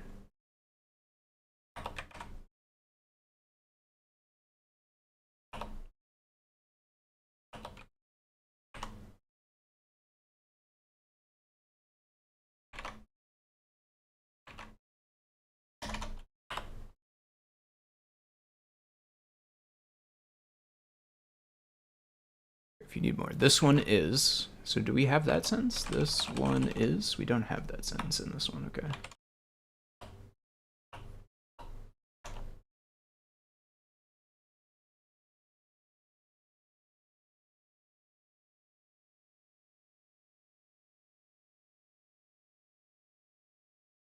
Three by 6 dimensions.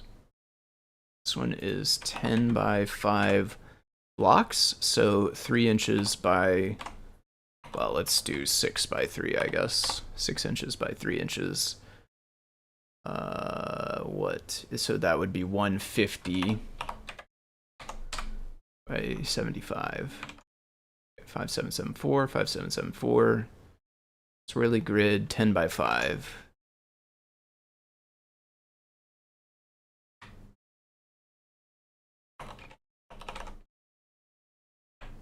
Create the payload.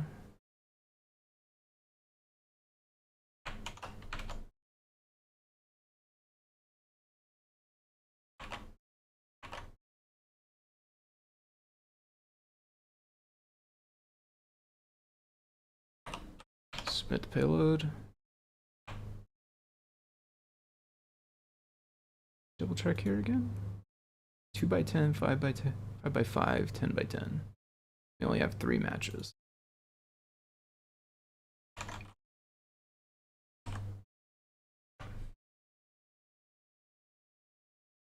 Seven, 4.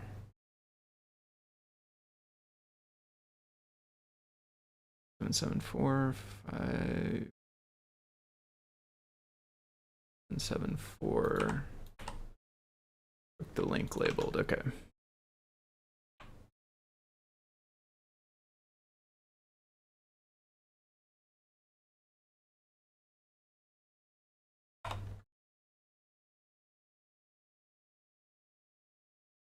Seven, 6, 8. Prop maker feather.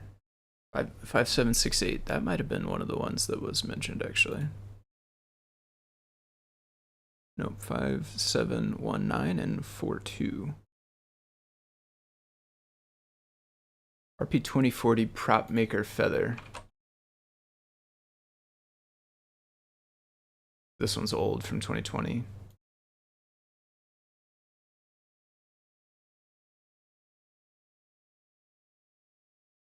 For RP 2040, I think this is it, right? 5768. Yeah.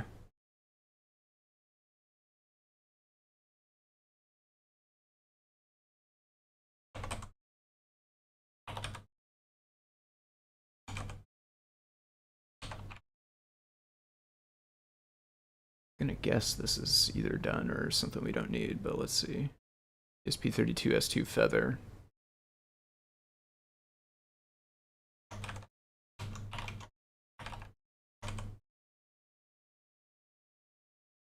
$5,000 already done.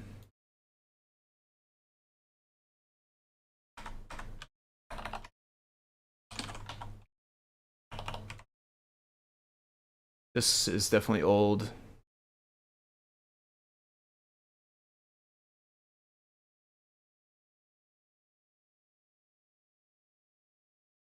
And 271.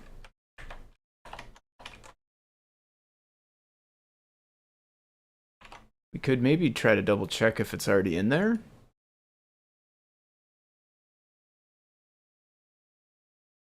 Seven segment backpack, 1.5 inch tall.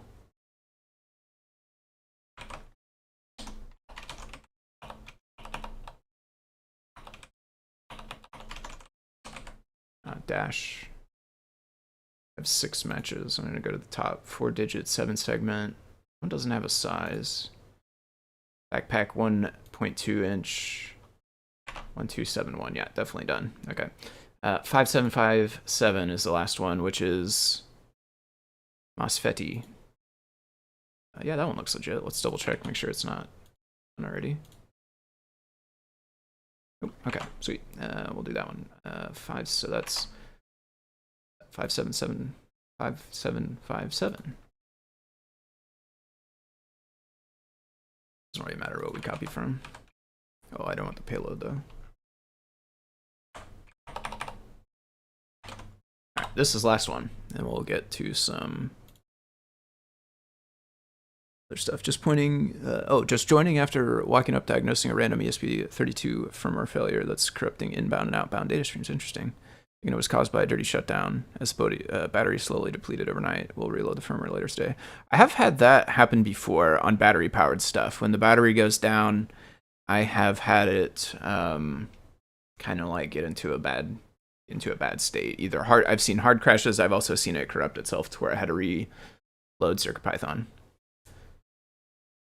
I don't know what the kind of like root cause of that is. Is this Adafruit? Actually, I need to double check if this is Adafruit.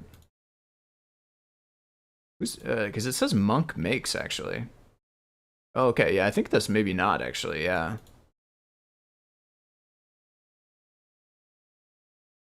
Yeah, I think that's a third party.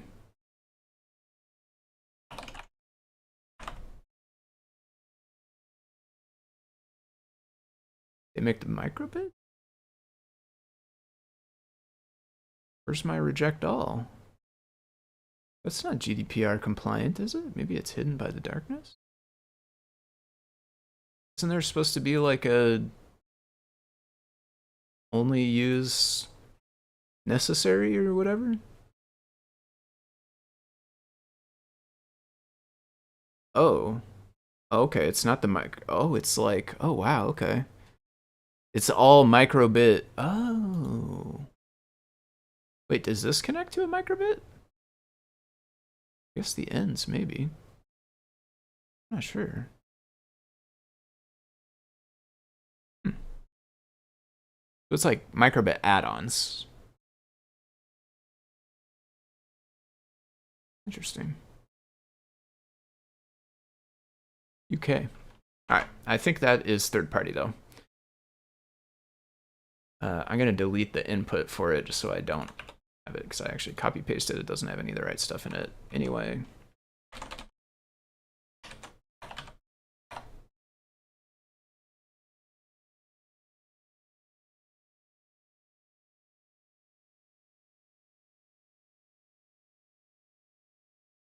Okay.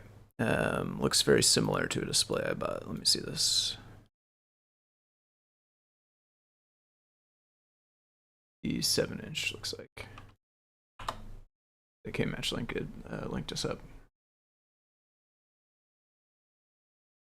Oh, that is. I wonder if that PCB is the PCB actually that yellow? That's so bright.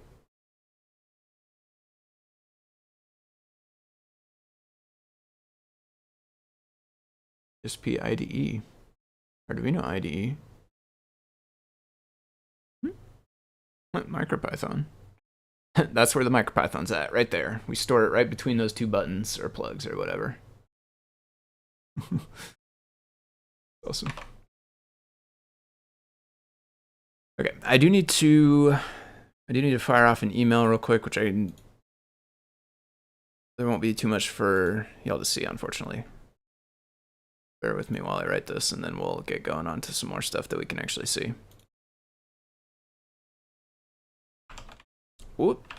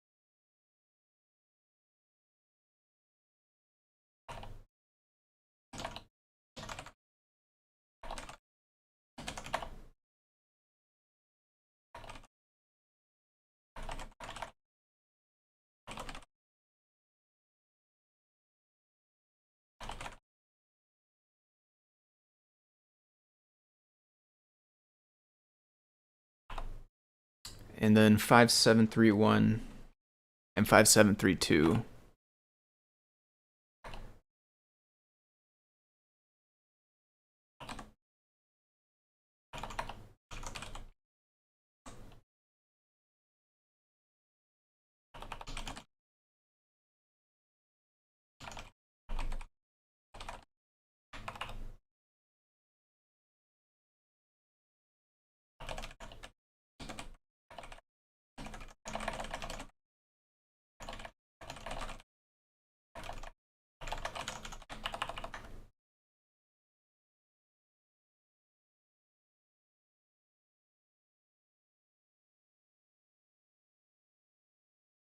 Files open.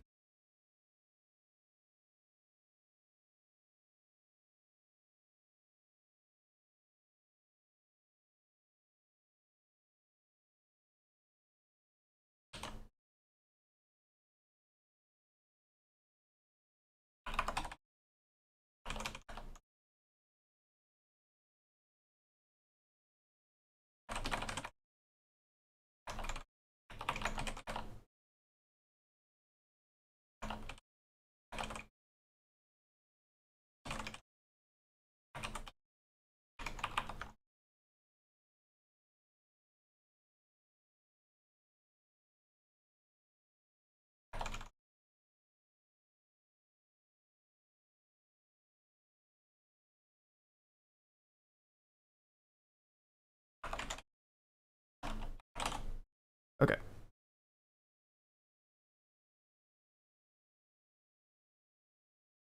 That is sent. One more thing, actually, let me get on in here. I always lose which place it is.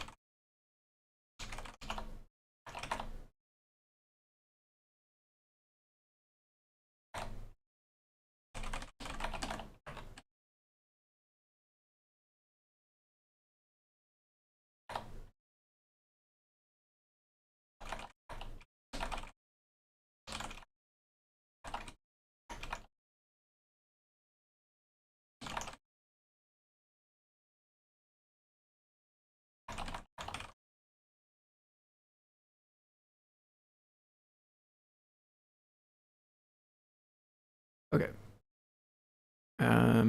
We're done. Checking in with that. I'm gonna minimize this. I am gonna run to the restroom. Then I'll be back and we'll play with some DisplayIO things. So, BRB.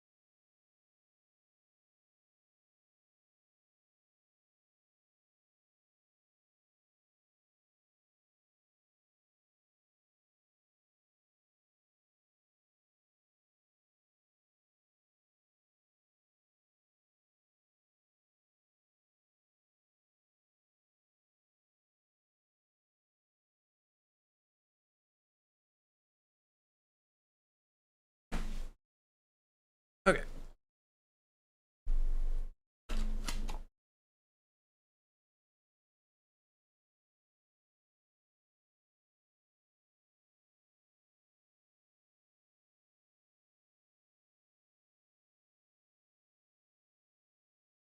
This is first DisplayIO goodie I'm interested in looking into today. Maker Melissa implemented for us true color bitmap support with image load. Previously, image load could only work with indexed bitmaps, but on disk bitmap, which is a core thing built into DisplayIO, it could do, I think, 16-bit in on-disk bitmap. It could do, I think, is it 565 color or whatever, RGB 565? But image load could not, and Maker Melissa wanted to use it for, technically they were trying to use it, I think, with Alpha Blend is what she was asking about. And Alpha Blend needs RGB bitmaps. Therefore, we need a way to load an RGB bitmap in order to be able to alpha blend it with another bitmap. It can't be indexed. And so Melissa looks like was able to adapt this older code that is, I suppose, reading bitmap data and get it into image load so that we can now load a true color image, which is sweet. Because not only does that mean we could use it with Alpha Blend, which is what she was trying to do, it means we could use it with different images, right? It means you don't have to be as meticulous when you create your image asset. You don't have to go specifically set it to, you know, indexed and all that stuff. So that's kind of cool. I need to grab the USB cable from right over here.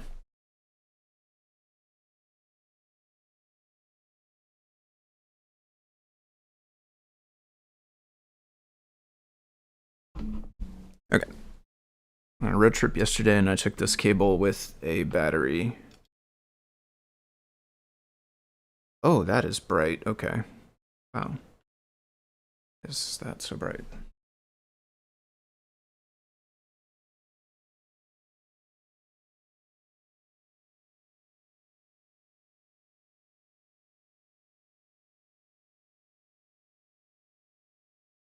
Two five?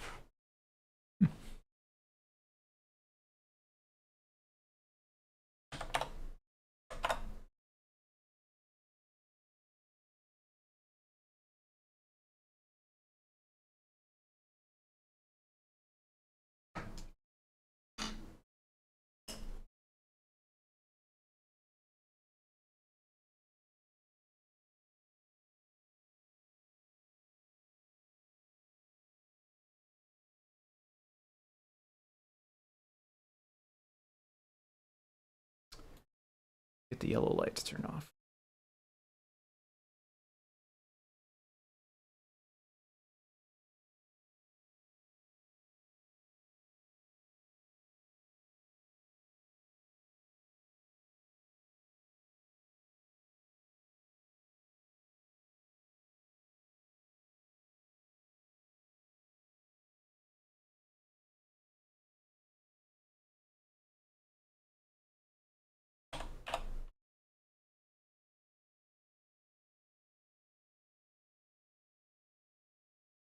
Oh.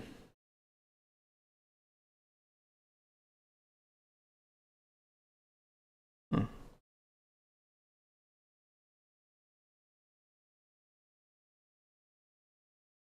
There we go. I don't know what that was about. Somehow it decided to turn on. The code that was here was for the Neo key, which is communicating over I2C. I don't know. The device that's connected is a NeoPixel Featherwing, and it turned on one of the NeoPixels to yellow. Not entirely sure why, but... Whoops.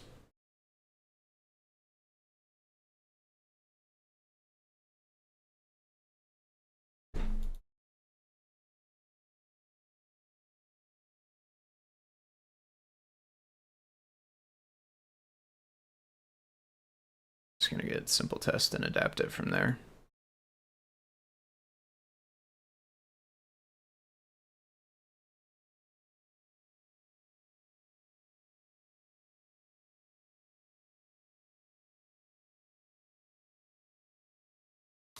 We'll want the one from the PR, I guess, so let's get that.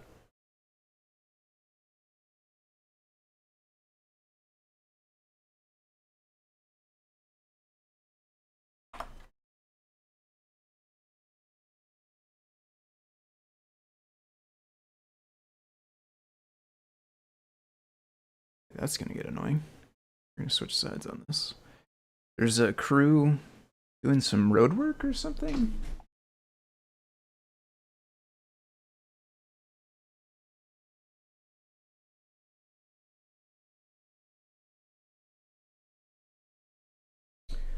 Actually, I don't know where they went. There was a crew outside doing some road work, and I am hearing some beeping now. I was thinking that was probably them, but I don't know where they went. I don't see them back where they were earlier. So. Beeping is kind of getting to me, though, if I'm honest. Pull it up here.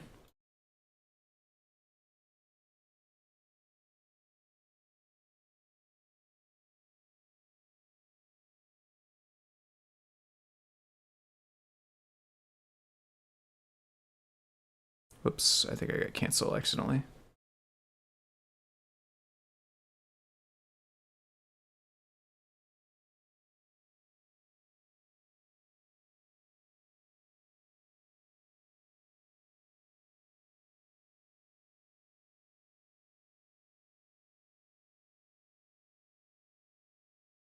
Nice. Okay, cool. We're good on those. We are meant to skip the lights, so I did the right thing there.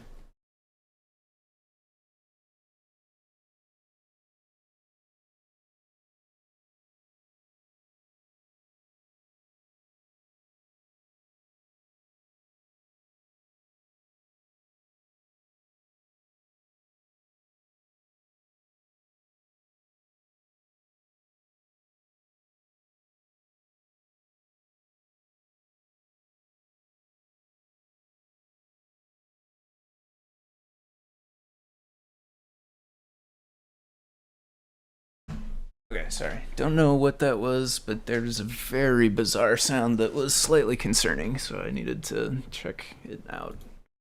Not actually figure out what it was, but I looked in all the places where it would concern me if it came from, and not seem to come from any of them, so. Where are we? Okay, we need to get the version from the PR. Yes, version from the PR. We did skip the things, and they have added, which will help for later, it isn't a PCB we make. Stuff we make will have a circuit board, and it will say Adafruit. So we are not doing like RGB lights or anything that's not specifically a PCB, and then you can tell that it will say Adafruit on it. So that Monk Maker one was a good catch. That one was not Adafruit, and it did not say Adafruit. Nice. How's it going, DJ Devin? Yes. No inflating. I mean, you could use it with the inflator. I have inflator on my screen here in this case, but we won't. That's not what we're testing. Although, I mean, we can test it with that, actually. It should. Yeah, it should work with that. So actually, maybe I will try that out as well. I do want to start with the simple test, though. Let's see. Did I pull main yet? I think I did, but I'm all distracted. Okay, update that. Now we can go GHPR list. Wait a minute. Get remote -v. Get remote rename origin. I'm gonna make a script to go through and do this on all of my projects. Get no GHPR. No, what do we want? Repo set default, right? Repo set default. Adafruit GHPR list. HPR checkout 71. Okay. Now we can copy this image load to the device over here. Lib. Surprised it's not on there already, actually. Just ordered the maker fabs item. We'll post when it arrives. Nice. Oof. I ran over my toes with my chair. Luckily I missed. Okay, image load. Doesn't exist back then, but we've pasted it, so it should now. Now our problem is we don't have that image file. Nope, I do not want to reformat anything. I want to make a new directory images, but I would like for it to be called correctly the word images. Spelled in an accurate. Then we need to have 4-bit is what this one is, but we'll tinker with some different.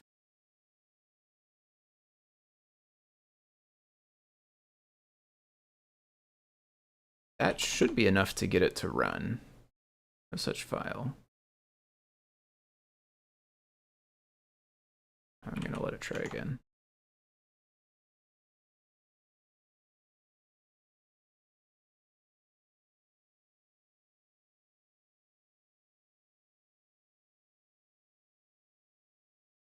So I am missing something pretty fundamental.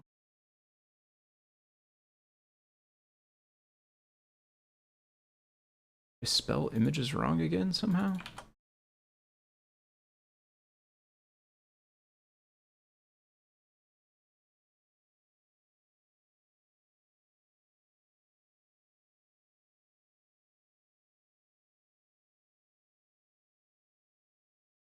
Yeah. See, that time it worked. I think that sometimes I run and we run here and it executes, but it's not caught up on the file system.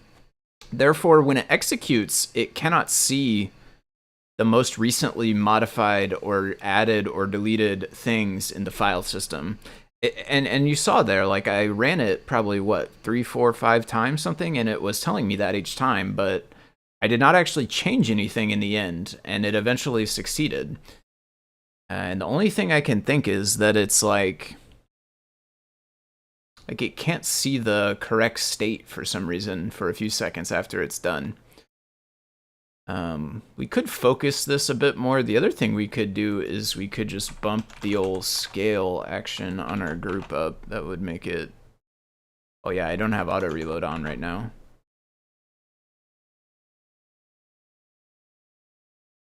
Might be too close. I don't know if we can actually focus that close or not.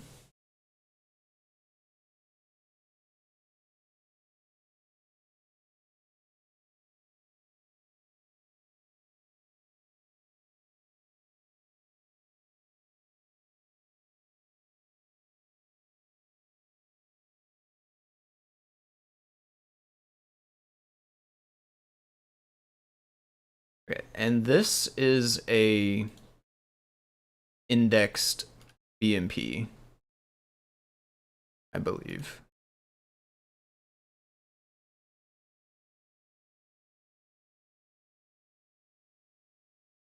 Yeah.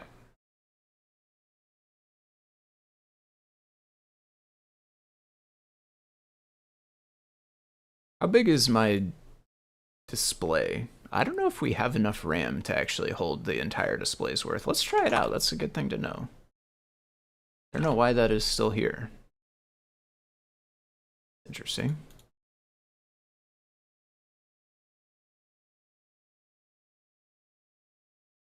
This happens to be an S3.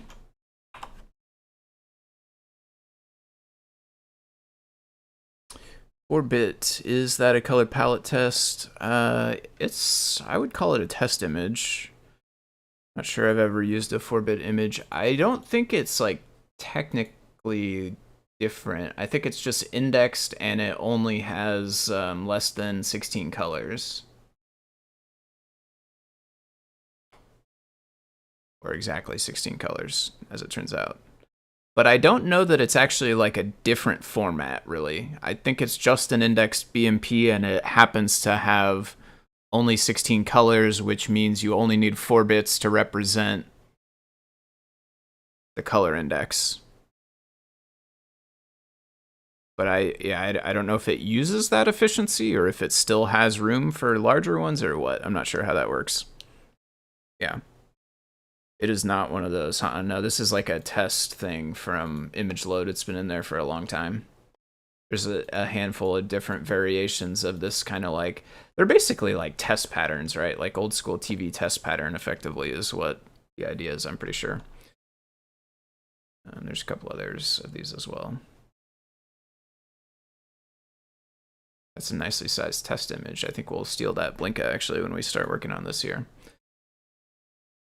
I keep doing that really twice in a row. I don't have the reverse one. I don't think it matters, but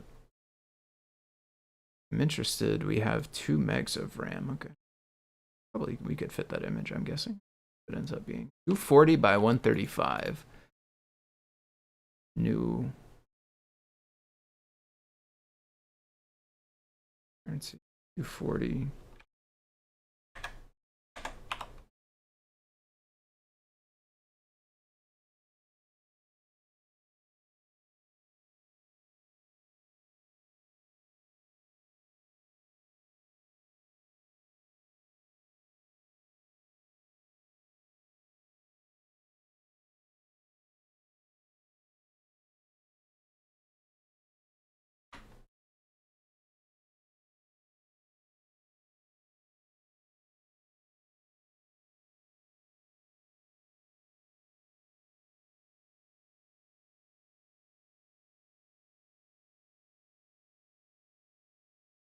Okay, so that is currently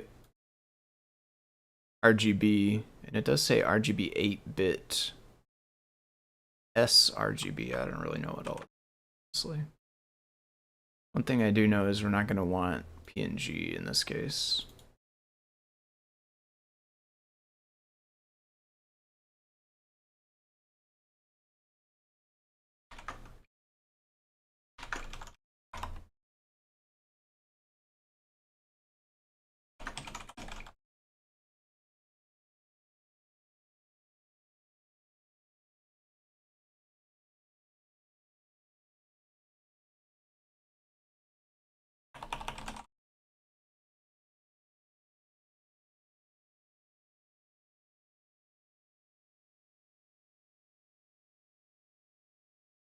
Oh, we're currently on 32 bits, but that is one of the ones supported.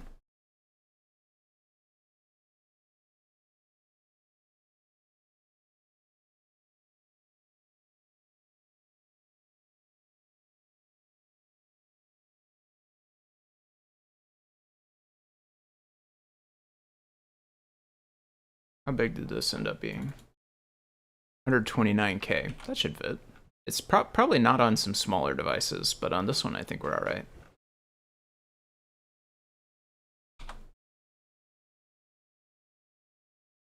What?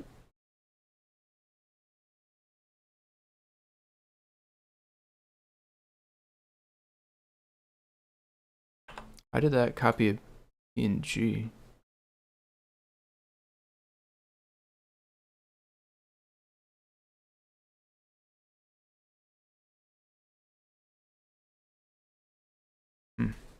That was weird.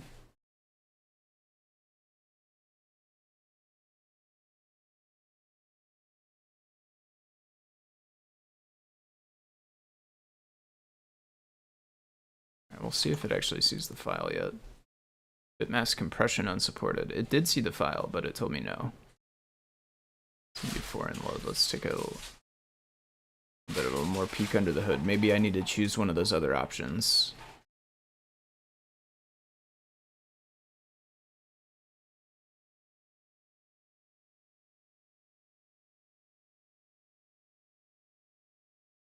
Bitmap init 66.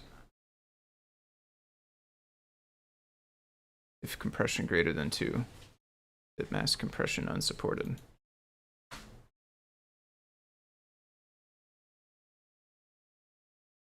Let's start tacking on numbers, I guess.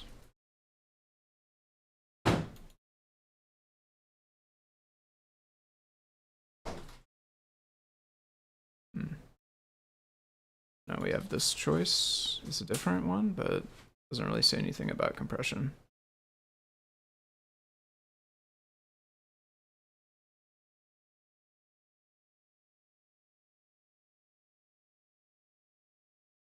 So this 32-bit here still came out to 129.74. I don't know. It doesn't seem that different. We're not comparing, I guess, like literal byte to byte contents, but same to me so far.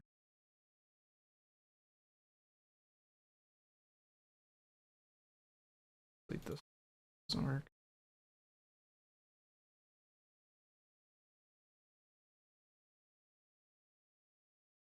Might be nice to have it print what value it found. sRGB is really for print shops, less for web. But a printable gamut. Huh.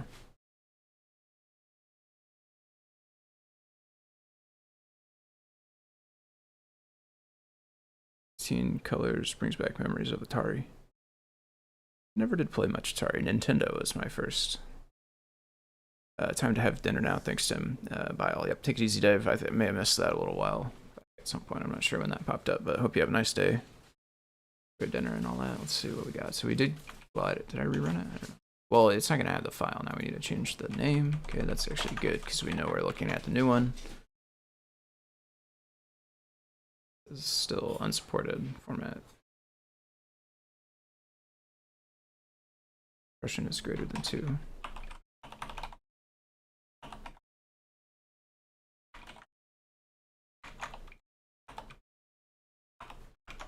Kind of curious what it actually does have in it. 3. One too many.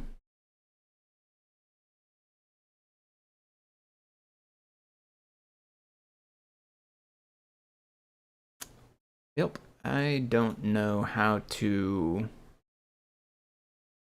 change that, or if it's possible to change that.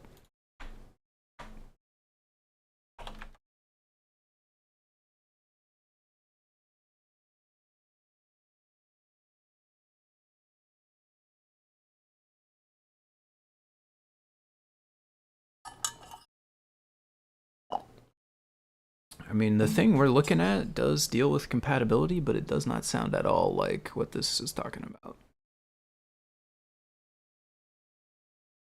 Gonna try 24. Oh, this is like alpha. That's where the other 8 bits came from. Interesting.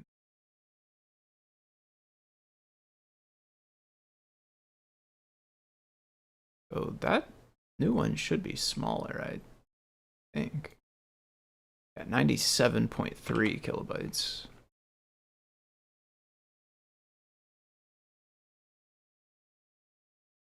It did it again with that fake file. Where is that coming from? That is so weird.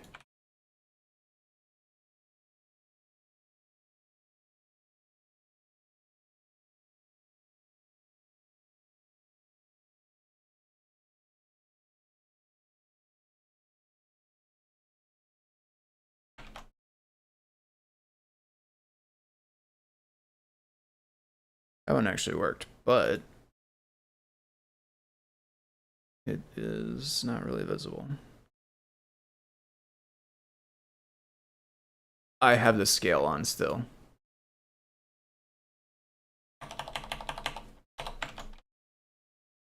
That'll do it. I do not have auto reload on. Nice.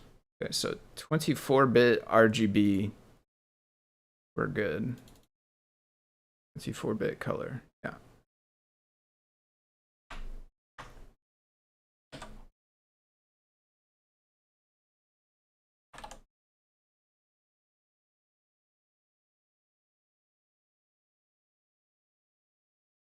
And for 16, I believe 565 would be what we support. We don't have alpha, to my knowledge.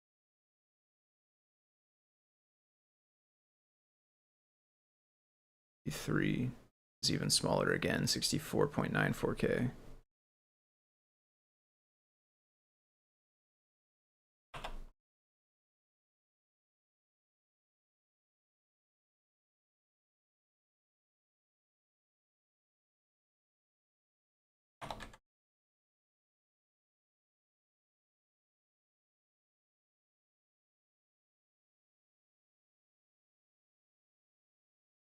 Unsupported compression 3.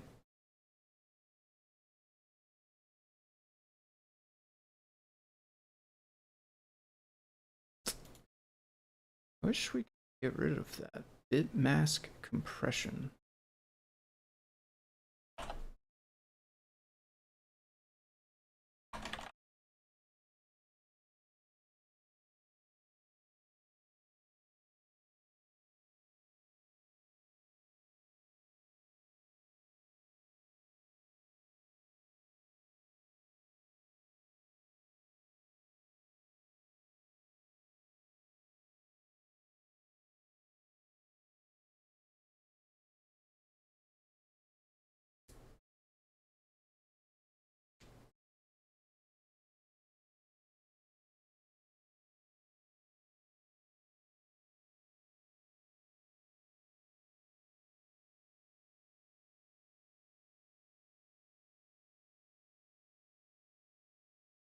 Interested in why I'm trying smaller bit files instead of sticking with index 8 bits. Because our whole purpose right now is to test the new functionality, which is the new functionality for the new kinds of, I mean, they're not new kinds of bitmaps, but new kinds as far as us being able to support them.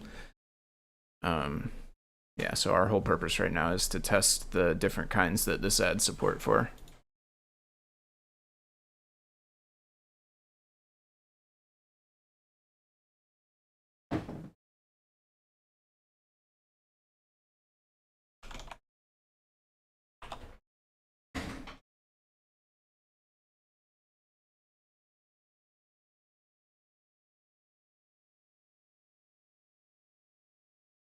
Choosing JPEG. So yeah, when you choose JPEG, you get a quality. PNG also, but like, not doing that.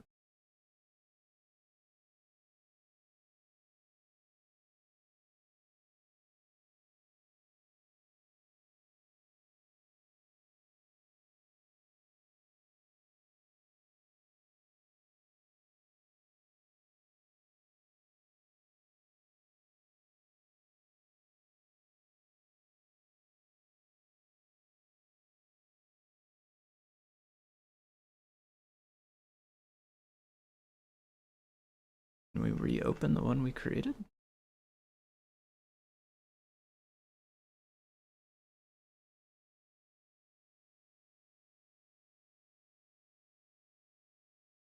Yeah.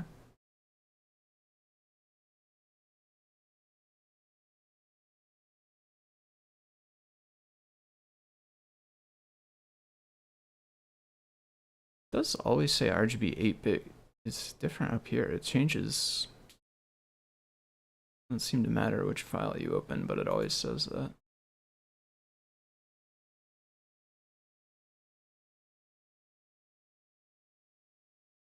But I guess like once you when you open it, it's not really its bitmap self anymore. Now it's like GIMP file. We'd have to export it again to get the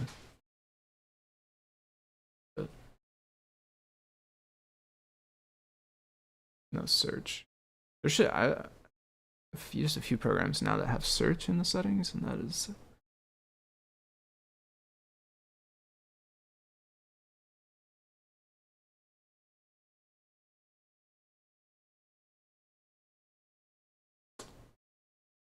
I don't really know how to get any other formats. Do I have the have that installed on this one?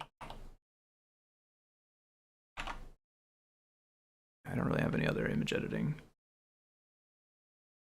.net, I guess. This thing you can just use.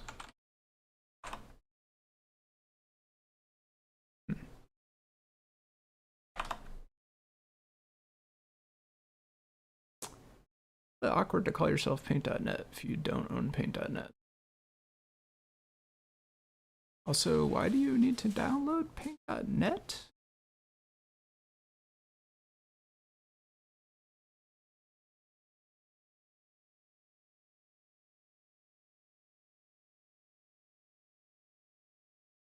This does not sound Linux.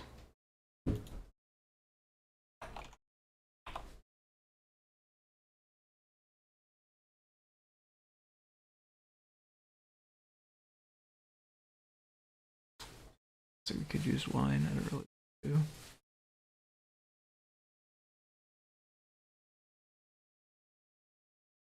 Photoflare GIMP Krita.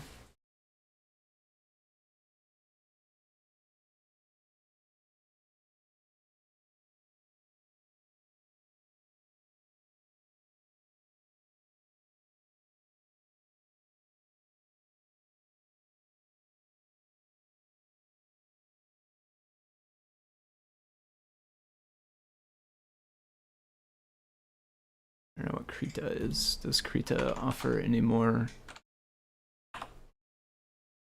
control over the output format?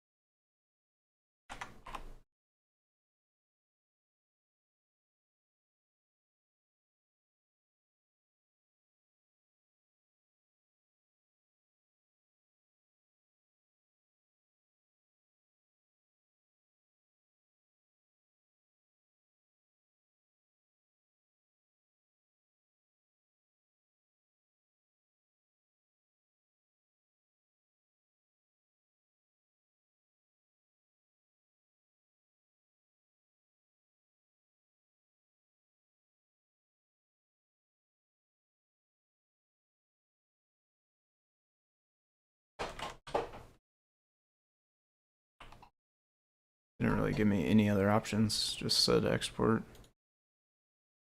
Did save it, and it was 97.3, which matches number 2, which is interesting, even though I opened number 3.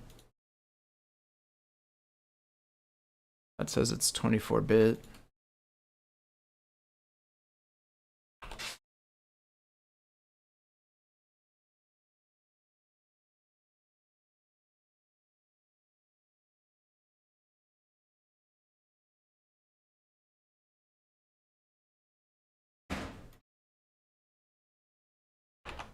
Nice, that one actually worked. Of course, I don't know where the right browser is. So that is technically 24-bit, is what RGB2 was, but the end is slightly different, 97.25 versus 97.34. And whatever that difference is, actually align it to work. So I'm guessing that would be the different compression or whatever.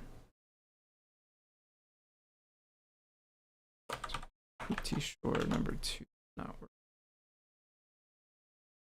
Oh, I was wrong. Number 2 did work actually. Okay. That was the one we did get to work. So 24-bit we got good, but we have not been able to get 16 or 32. And this did not give me any options when I did the export. Export advanced maybe? This looks like the same window to me.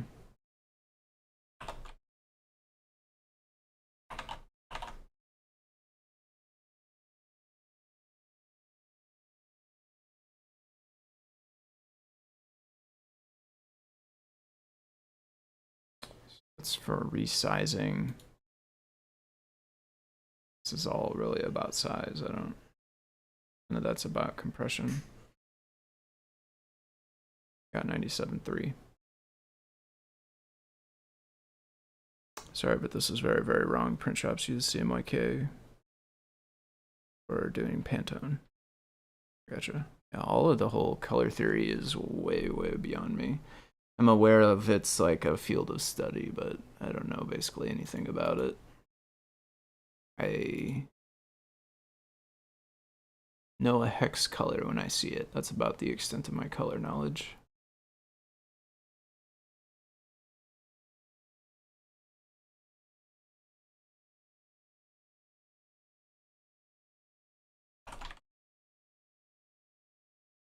Bit depth.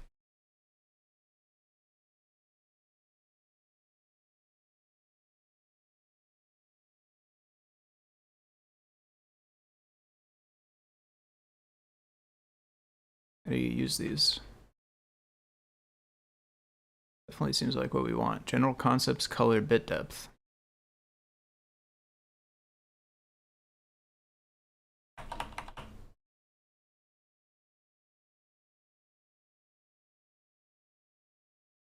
don't know if JPEG supports. From what I said, it doesn't sound like for PNG. Make sure you put compression to max. You won't lose quality. You still have a big file. 16 means you have more. Taking size, take a grain of salt. Don't know. Thanks for advice. Up to compression got a 50 meg. There are more resources about image formats.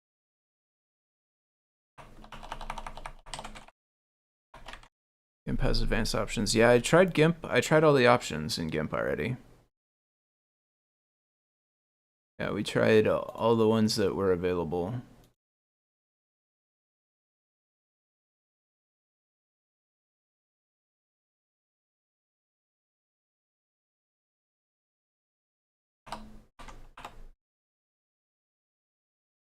It has this. I mean, I guess I didn't try these yet. I tried the 24-bit we tried, and it did work. We tried both of the 32 bits. Neither of those worked. We tried this 16-bit, and it did not work, but I have not tried these, I guess. Let's do that. I really should be...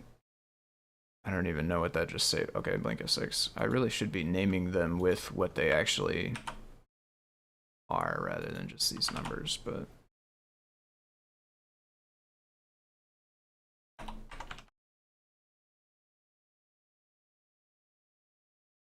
Down doesn't work. Version 3, so...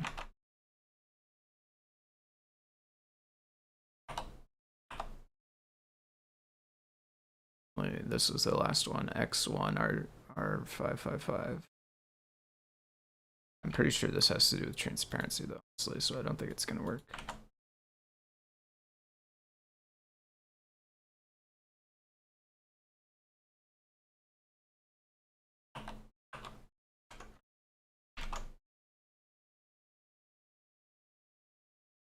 Same thing there, bitmask unsupported. So of the ones in GIMP, of the ones available, are you for real? Why? No, that's dumb. Yeah, of the ones in GIMP, the only one that works is 24-bit with the new stuff.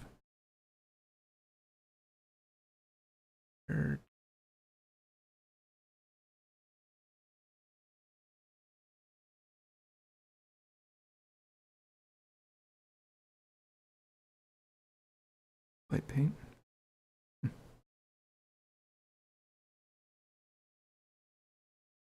And I'm not sure how to.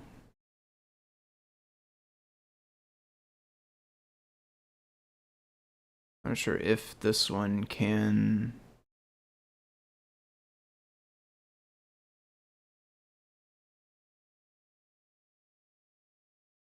There's lots of bits.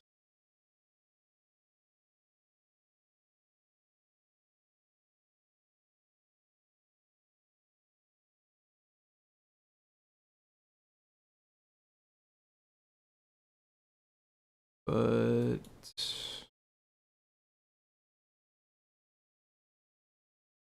this is for new images. So if I create a new image, it will get this.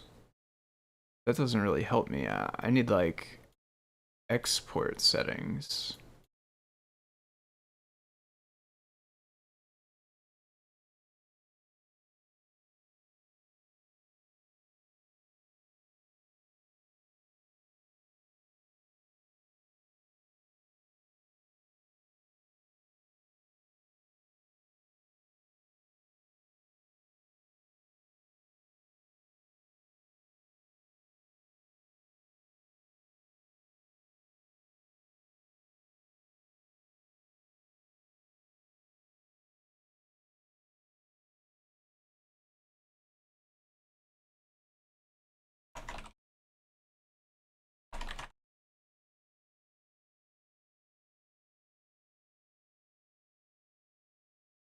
Oh, interesting. Can I see that from?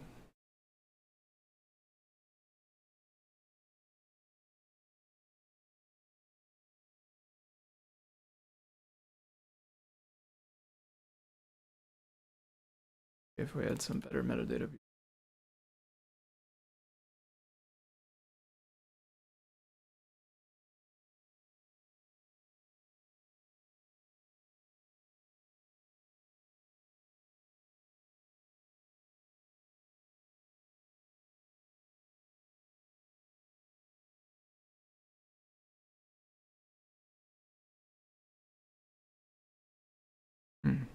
This might be worth a try.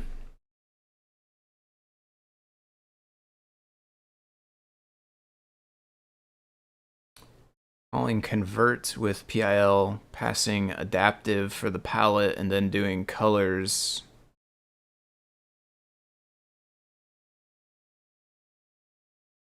And it must be bits of colors though.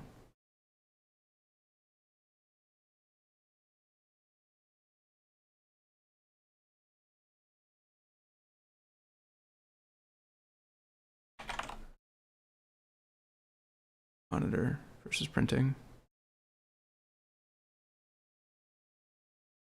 I want convert.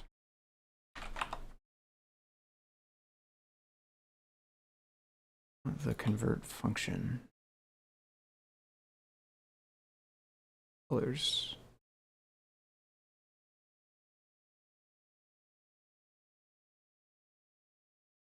Number of colors to use defaults to 256.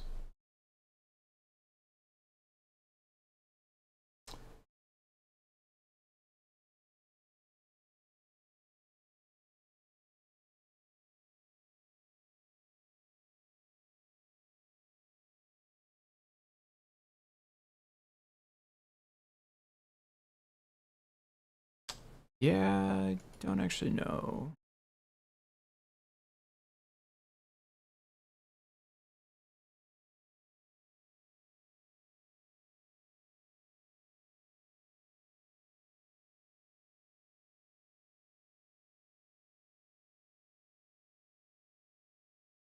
UFP image.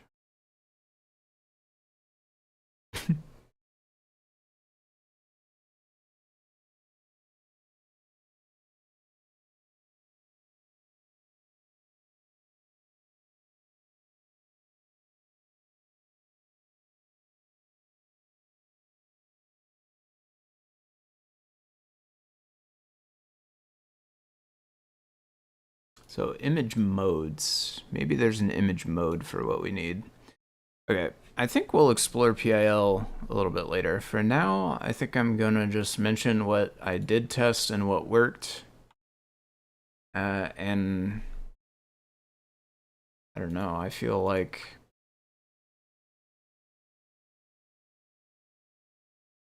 color 0, color depth 16.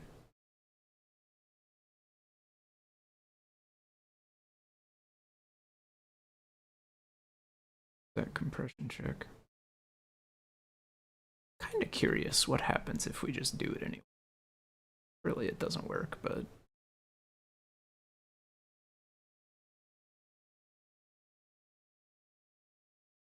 we just turn this off.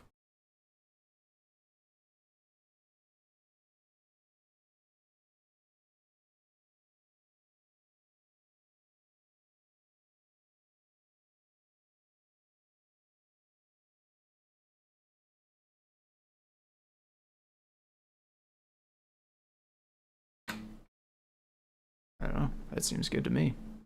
So that, I'm definitely, this does definitely fail with this. Does definitely succeed without.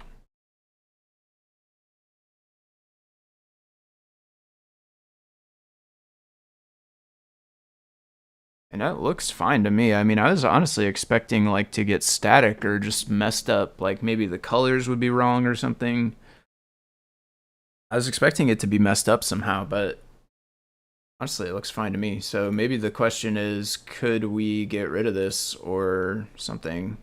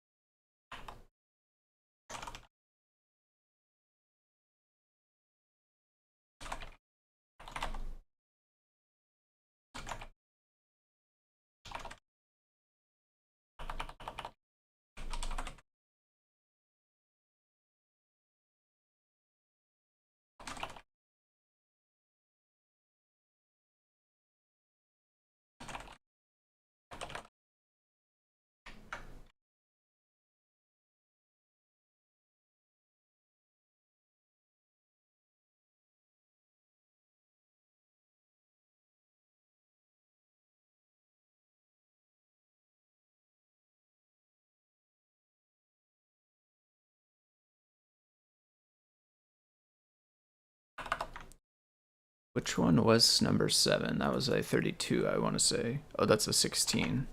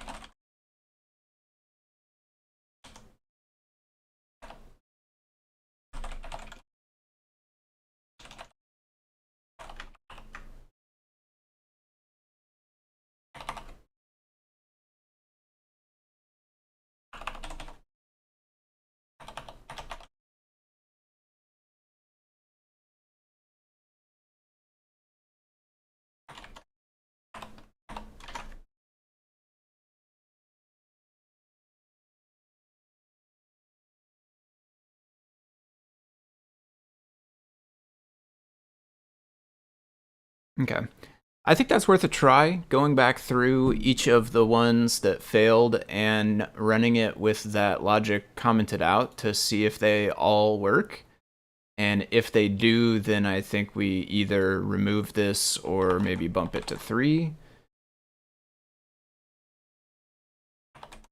To 3.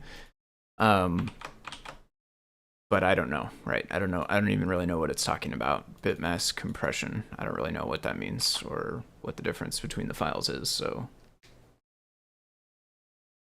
while it does work for me when I commented it out, it might not be safe to just delete, since I don't know what it is. But maybe it can be bumped to 3 if not deleted.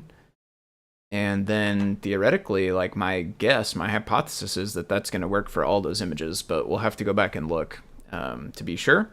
The other thing to look into, I think, is on the PIL front, maybe we can use the set mode or whatever to potentially affect the number of bits as well. But I don't know what all options are built in. I'll have to look further into that later. For now, though, I think I'm going to head out and get some food to snack on. So thank you, everybody, for hanging out this morning. I do hope everyone has a good rest of your Saturday and a good weekend and all of that. I will be back for certain next Saturday. I may pop on sometime between then and now. You can always follow me over on Twitch if you want notifications for that. If you follow me and then turn the notifications on, you can get reminders when I do go live. Otherwise, I will bid you farewell and just say have a good day, and I will see you next time. Thanks for watching.